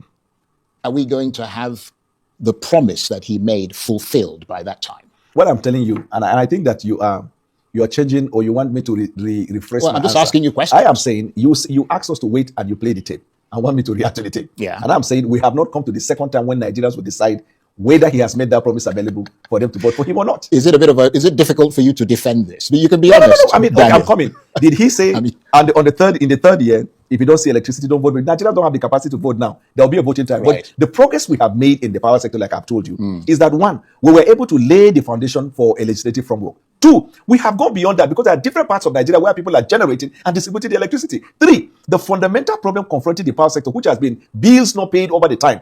You see, you have to create any investment opportunity or any business without return on investment will discourage investors. Power sector in Nigeria has been one of those businesses or sectors where people were reluctant to invest because they can see there are so many people. rí wípé ṣe ni Buhala ń gbọ̀n lẹ́nu Buhala ó sì fẹ́ dójú ti ọ̀gá rẹ̀ for the first time mo rí Buhala wípé kò wà composed kò wà comported òyìnbó wọlé tún ni mo tún lè lò ẹ̀yà ń léèbò ṣùgbọ́n ṣé ká help ẹ̀ nítorí olódò dẹ nítorí àwọn Arise TV náà sójòrò ẹni kì í mọ̀ help ẹ̀ ẹja help ẹ̀ torí olódò dẹ ẹja help ẹ̀ for helping sake ni kákan yóò tọ́ ọbẹ̀ jáde torí wọ́n ń fi ọwọ́ bo òtítọ́ ò sì ṣe fọwọ́ bò á padà síbi tí Ààrẹ Olódòdẹ ti promise ibi tẹ́ ti mọ̀ wípé ọ̀pọ̀lọpọ̀ àwọn tí wọ́n ń tẹ̀lé Ààrẹ Olódòdẹ iná wọ́n mọ̀ tán ṣe torí mo expect pé ó yẹ kí agbára gun Buhala kó lè dáhùn ṣé ẹni kí n help ẹ àbí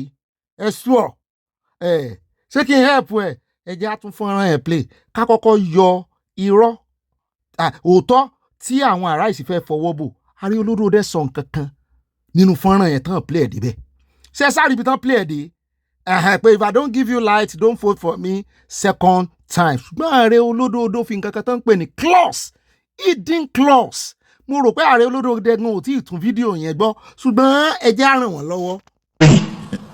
By all means necessary, you must have electricity. And you will not pay for estimated bill anymore.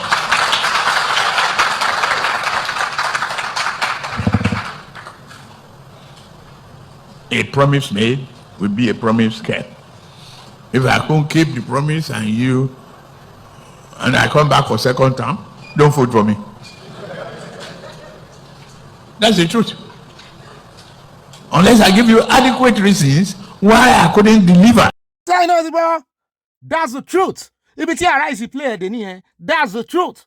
Pé tí n bá padà wà lẹ́lẹ́kejì ẹ mọ́ dìbò fún mi. Ṣùgbọ́n wọ́n wá ní unless I give you an adequate reason tí ò ní jẹ́ ń deliver fún yín. Ẹ rí wípé Ààrẹ Olódòdẹ fi clause yẹn wọ́n fi protect ara wọn. Ó ní lórúkọ kan tó máa ń pè nínú law. Ó lórúkọ kan mo ti gbàgbé ni. Wọ́n fi clause yẹn wọ́n fi protect ara wọn. Ó ní nǹkan kan tó máa ń fi clause ṣe. Mo ti rántí indemnify. Wọ́n fi clause yẹn indemnify ara wọn ni pé ṣé bí mo sọ fún yín pé except unless I give you a good reason, a cogent reason why I could not deliver. Wọ́n wá padà sí the reason yẹn wípé a gbìyànjú títí mo rí ẹ̀ mo ṣe ní solar kan mú solar sórí tán bá gbọ́n sìn kán wá jẹ́ kán da solar sí takópọ̀ yẹ́yẹ́ kán wá kówó sí banks kán ní kán máa fún àwọn èèyàn kán máa san díẹ̀díẹ̀ kí gọ́ọ̀mẹ̀ntì kan wá ṣe é kó tó di rí wípé wọ́n máa lé bá wọ́n máa fún àwọn ọmọ Nàìjíríà ní good reason kí gbogbo ọmọ Nàìjíríà gan mọ́ ti nìna ní ìsìn wọ́n ti ṣe legislation fún gbogbo àwọn state wọ́n tún lẹ́nu mẹ́ẹ̀ wọ́n lẹ́nu ọ̀rọ̀ mẹ́ẹ̀ pé àwọn state yín ló ja yín kulẹ̀ ní tó yẹ kí n ṣe fún state tó yẹ kí n ṣe fún yín mo ti fún àwọn gómìnà yín iná tó yẹ kí n fún yín mo ti empower àwọn gómìnà yín òun ló sì fà á ibi tẹ́ ẹ̀ bá ti níná àjẹpọ̀ àwọn gómìnà yín ló fọ yín jẹ nítorí wípé èmi ti ṣe wọ́n tí mo lè ṣe wọ́n á wá ṣe example wọ́n á fi ti ot wọ́n á fi ṣe example bẹ́ẹ̀ ni ó ti ń generate náà. so Buhala fúnra rẹ̀ gan kò jókòó kò prepare ó kàn fi ìpò mú òyìnbó sọ òun lè wà á fìbínú dá Àtìkù lóhùn náà gbogbo eléyìí tó wá ṣe ó kàn wá waste time ara ẹ̀ ni bẹ́ẹ̀ ni tá a bá rí kò sí èyí tó ti sọ̀rọ̀ yìí láti ìgbà tán ti ń pín ọ̀rọ̀ yìí káàkiri kò sí kankan nú àwọn agbẹnusọ olódòdẹ tó ti make point pé alolódòdẹ sọ wípé except yẹn wọ́n lè fi kọ́ àwọn gómìnà lọ́rùn àwọn tí gbòǹgbà tán ti ṣe legislation fún state governors tán tún fún wọn lówó owó tó yẹ kán fáwọn aráàlú àrí olódòdẹ ń kó fáwọn gómìnà ọ̀pọ̀lọpọ̀ ẹ̀ wọ́n ń gba triple wọ́n ń gba double wọ́n dẹ̀ fún wọn ní àyè láti generate iná nílùú wọn kò sí kankan nu wọn tó ṣe tó sí kankan. so ààrẹ olódò rẹ lè padà sórí except o wọ́n ti indemnify ara wọn ká ní contract ni ẹja kó mẹ́. ó náà lẹ ti báyẹn o ṣe sẹ́kọ́ndì mo sàn sẹ́kọ́ndì ẹ̀ ó dáa ní ìjọ àlọ́ ẹ bá a pín sẹ́kọ́ndì mo sàn pínpín ẹ bá a pín fáwọn olólùfẹ́ yín kó kálẹ̀ kó kákó ìmọ̀ràn yín ṣe kókó ẹ bá a fi sínú comment section àáfíì pàdé lọ́la happy weekend to you thank God it's Friday ẹja àwọn ìgbà lọ wọn mi Victoria Àbádéjọ wọn ti kó wáìnì ilẹ̀ fún wa ẹja mọ̀ múra wa lọ ẹja wá rí ìbáyanu abala ẹ̀ ń bára yìí ó fẹ́ sọ̀rọ̀ lórí Yorùbá nation. ẹ máa káàbọ̀ sínú abala ìmárà ìpápàpà láṣẹ o ẹ já lọ sí orí ọ̀rọ̀ Iran another update bá a ṣe ń gbọ́ wọ́n ní finally Trump ti win ni o mo ní lọ́nà wo wọ́n ní nítorí wípé Iran ti gbà láti ṣí the Strait of Homuz mo ní wọ́n ní bẹ́ẹ̀ ni torí American blockade ó sì ń persist síbẹ̀ bẹ́ẹ̀ náà ni wọ́n ní ọ̀gbẹ́ni Trump ó wá ń fohùn ránṣẹ́ sí Israel bó ti tó ó ti tó bá ná ẹ mọ́ ṣàṣejù ó ti tó we have won wọ́n ní ẹ mọ́ wọ̀rí bó bá dọ̀la a kò wọ ẹ̀pọ̀ a fún yín lẹ́kùnrẹ́rẹ́ ìròyìn ṣùgbọ́n gbogbo deal lórí ọ̀rọ̀ Iran uranium ni Trump ti sọ wípé ti close ó sì ti wà settled. oníjúbà ń lọ ní àbẹ̀wọ̀n ẹja wá sáré catapult sí orí ọ̀rọ̀ bàbá Sunday Igboho wòlíì ti bẹ̀tàn là ń gbé bọ̀ ṣùgbọ́n ká tó lọ sọ́dọ̀ wọn directly ẹja sáré dé ọ̀dọ̀ ìkànnà àwọn ọmọ àlè ọmọ Fúlàní mo rò pé òun nìkan ló lọ skul nù wọn tó gbé èbò ó ń sọ èbò ó gbàǹkọ̀ díẹ̀díẹ̀ báyìí tó sọ wípé lẹ́yìn ìgbà tí bàbá Sunday Igboho rìnrìn àjò wípé tán wá sí Kogi ó ní kí náà wá ṣe ó ní ṣèjọba mọ̀ sí ó nítorí wípé nǹkan máa bàjẹ́ òun ní yóò sì bàjẹ́ fún yín náà ni ẹ jẹ́ àkọ́kọ́ gbọ́ tiẹ̀ náà ká tó wá lọ sọ́dọ̀ bàbá Tibetan prophet nínú Olúwa torí ọ̀rọ̀ tán sọ ó dùn mí lọ́tẹ̀ yìí. Good day to the people of Kogi West and the people of Kababonu. Today is 16th of April, Thursday, so I'm calling the good people of Kogi West, particularly Kaba. We know that Sunday Igboho is here in Kababonu presently. So we are calling the good people of Kogi West and Kababonu and Kogi State entirely that the state government should know why he's here, so that this person will all know his actions. No need for me to explain more. So he's here. We know that he might cause violence to the people. ṣé ẹ ti gbọ́rọ̀ máa lè ọ̀rọ̀ òmùgọ̀ ọ̀rọ̀ afọ́fúngbẹ́mu tó ń sọ lẹ́nu odidi aráàlú wọ́n tún yáyà jáde sí yàn wọ́n invite èèyàn wọ́n welcome ẹ̀ ṣé ìjọba wà ní mọ̀ sí ṣé o ti rí àdá lọ́wọ́ ẹ̀ o ti rí bó o mọ̀ pé àṣẹ àtòkè wa ni olórí yín gan olórí yín gbogbo Fúlàní pátápátá mo mọ̀ wípé wọ́n ti mọ ìrònú ó ti bá wọn àwa Yorùbá sì lọ abọ̀ a ní ìrònú kòkò ní ó pàjá ẹ fẹ́ là ẹ kúdekú ni Ọlọ́run àwọn ò ní ṣépè fún yàn ní ìdáyín lóhùn ṣùgbọ́n ṣé ti wá rí ìdí báyìí ẹ ti mọ ìwúlò Sunday Igboho pé kó wà nílé kó sì káyè tún gbà ní o kì í ṣe pé kó mọ yọlé lọ o ṣé wọn kàn sọ̀rọ̀ yẹn lánàá kó wà nílé káyè gbà kó ní freedom Sunday Igboho tí ìwọ igbó tí wọ́n o wọ́n ti ń sá kábàkàbà pìtìpìtì ayé ti bá wọn. ó fẹ́nu ẹ̀ sọ pé kò fẹ́nu ẹ̀ sọ fún ẹ pé Yorùbá nation is still alive. ó wà bẹ́ẹ̀. Tinubu ló bá implement ẹ̀. nǹkan tá ń jà fún ó pẹran látòkò ó gbé wá sílé bàbá ẹni àmà ìtì ìbò ẹran yẹn bàbá kí lóye kì í ṣe pé Tinubu náà lẹ́wọ́n dẹ̀ ní ẹlọ́ba kò súnmọ́ Yorùbá tó tó bí eléyìí rí ẹ jẹ́ ká fi ẹ̀jẹ̀ sínú ká ti tọ́ funfun ká ti ṣe fún. ìyẹn omi gbogbo plan tó wà ń lẹ̀ kò sí ìsìn ẹ̀ náà wọ́n bírèkì ibi ta kó irú owó ta fẹ́ ná gbogbo wọn fi wọn bírèkì ẹ̀ flag wa gbogbo Yorùbá nation lẹ́mọ̀ fọwọ́ sọ̀yà fún gbogbo Yorùbá mo rí gédégbé Yorùbá nation is still alive. And it's coming back, sir. Ìwọ̀n ìwọ̀n nìkan wà láàbò ní coming back níbo lórí ìlọ́tẹ̀lẹ̀. Ká sọ pé òun gbà tí ọba ló ní kó má sọ bẹ́ẹ̀. ọlọ́mọ àti wà ń bẹ̀. Irọ́ kì í máa gbàdúrà kí gómìnà kí Mákindé má lọ sẹ́wọ̀n. Torí PDP ti náà fún pé ó ṣe pé kò làwọn máa lù. Ok, adúpẹ́ sà. Tí ó bá Tinubu wọ. Ṣé bí mo sọ fún ẹ tẹ́lẹ̀ pé PDP àwọn ti sìnkú PDP wọ́n dẹ̀ ti ṣe pati wọ́n ti ṣe ẹ̀yẹ ìkẹyìn sí. Ó wù ú. Ẹgbẹ́ ni wọ́n lè fún ní Amzad wọ́n lè fún ní kọmíṣánná ọ̀rọ̀ tó ń lọ. ọ̀rẹ́ àwọn ẹjẹ́ dúró ní jurisdiction wa orí ọ̀rọ̀ bàbá Sunday Igboho òòsà owó bàbá dami bẹ́ẹ̀ náà ni èèyàn kan bí ẹgbẹ̀rún ẹni Ọlọ́run ó bá ń dúró tì bẹ́ẹ̀ ni Ọlọ́run bá ń dúró tì nítorí wípé orúkọ rẹ̀ lásán ó ti ń fi hàn wípé ìyè Ọlọ́run wà lára Sunday Igboho orúkọ làpọ̀ba aládé báàmì yóò dáa fún yín o àdúrà wọn gbà lórí yín bẹ́ẹ̀ náà ni ìyìn tá à ń fi f'Olúwa on your behalf ó ti wọlé àṣẹ ṣé ẹgbọ́n tí bàbá sọ wọ́n ní láti inú ẹ̀mí láti mọ tó ti jiná ọbẹ̀ tó jiná nínú ara torí kí nǹkan tó lè wà perfected nínú ara yóò ti wà perfected nínú ẹ̀mí bí bàbá yìí bá sẹ́yìn tẹ́lẹ̀ bóyá bó ṣe máa ń sọ̀rọ̀ ẹ dáríjì wọn o.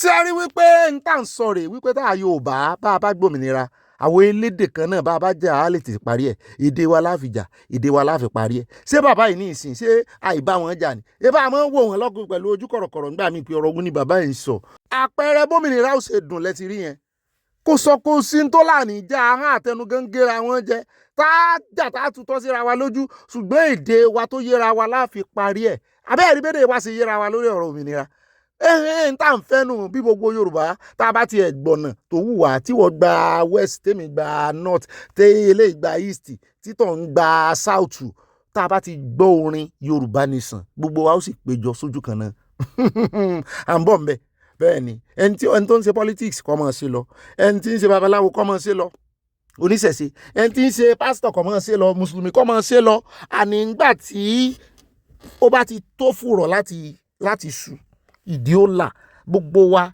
tán bá ti bí ìgbà tí wọ́n pè irun mùsùlùmí ni tán bá ti pe irun Yorùbá nation báyìí mo fi ń ṣe sample ni o tí wọ́n kàn kọ orin Yorùbá nation báyìí gbogbo wa á gbàgbé differences wa á wà papọ̀ sójú kan bí ó ṣe rí nìyẹn ó ti rí bẹ́ẹ̀ o fún gbogbo àwọn aláìgbàgbọ́ náà lẹ́tún ti gbọ́ yìí o wípé kò séwu lẹ́gbẹ̀rún ẹ̀kọ́ àfàìdùn ọbẹ̀ a ní rí jù báyìí lọ ká tó wá wọn lọ jẹ́ ń sáré wá fi fọ́nrán ìkànnà àwọn lọ́ọ̀yà Nnamdi Kanu tó sọ wípé ọ̀rọ̀ deradicalization yìí ẹ má bínú wọn mọ̀ pé deradicalization àti repentant Boko Haram yìí ó ní scam ni. I want to start by saying that God keeping us alive. By next week, I shall be approaching a federal high court to stop this madness. We can't continue like this. In the first instance, you talked about a United Nations resolution. That was a grant or a purported legal framework upon which the army is committing this illegality. In the first instance, we have a law. Under our criminal jurisprudence, we have the Constitution, we have Administration of Criminal Justice Act, and some other various laws. Now, once a crime is committed, our laws are there. Once you are investigated, you'll be charged to court. Once you are charged to court, the only role the federal government have to do is to, through the Attorney General, to discontinue the matter. Either the State Attorney General or the Federal Attorney General, whichever the person that is prosecuting that offense. Once the person has been faced the trial and convicted, the only option for the person is to grant the person amnesty, that's presidential pardon. When the person met the necessary criteria. Now, the representative of Chief of Army Staff during the function said that this thing is not amnesty. Now, we ask, what is that? I have a client that mistakenly murdered somebody through a fight. But that young woman has spent over 25 years, as I speak to you now, at Suleja prison. And this is somebody, a particular the same citizen, sack an entire community in the name of terrorism. The army, our gallant soldiers, risked their life. Some of them even lost their life. Apprehend the terrorism suspect. Hand it over to the authority for prosecution. Then after 6 months, they told us that they have been repented and they have been trained, that they are going to now integrate into the society. And the representative of Chief of Army Staff was begging the community to accept them back. Now I ask him question again. Which community? The community that is no longer in existence. Now, who are those that receive them? The people that are already in the IDP camp. So this thing must stop. This is, to me, this is an epitome of fraud. Now, I'm also inviting EFCC to check how much that was spent in carrying out this funny process. Now, how many terrorist suspects do you have in the whole federation? How many are in Abuja? How many are in DSSS? Do you apply this to all of them? Now, the same Chief of Army Staff was telling us that most of them were coerced into the crime. Yes, of course. Once an adult is coerced into the crime, or you are convinced into the crime, once the crime is committed, it has been committed. When do you now how do you now want to convince us that coercing somebody into a crime has become a defense? Oh no, láti bá yẹn ó ní epitome of fraud ni ó náà fi ń scam ni olówó náà fi ń pa. Onínídìí èyí òun lọ ilé ẹjọ́ òun ó rè gbèjà àwọn aráàlú tí wọ́n ń pa àwọn èèyàn wọn ẹ sì mọ́ gbàgbé Nnamdi Kanu náà wà ń bẹ̀ o. Wọ́n repent òun o. Kódà ní rí jù báyìí lọ ẹ bá pín bó bá dénú yín ẹ jẹ́ àfipàdé sọ́la láṣẹ Ọlọ́run Èdùmàrè.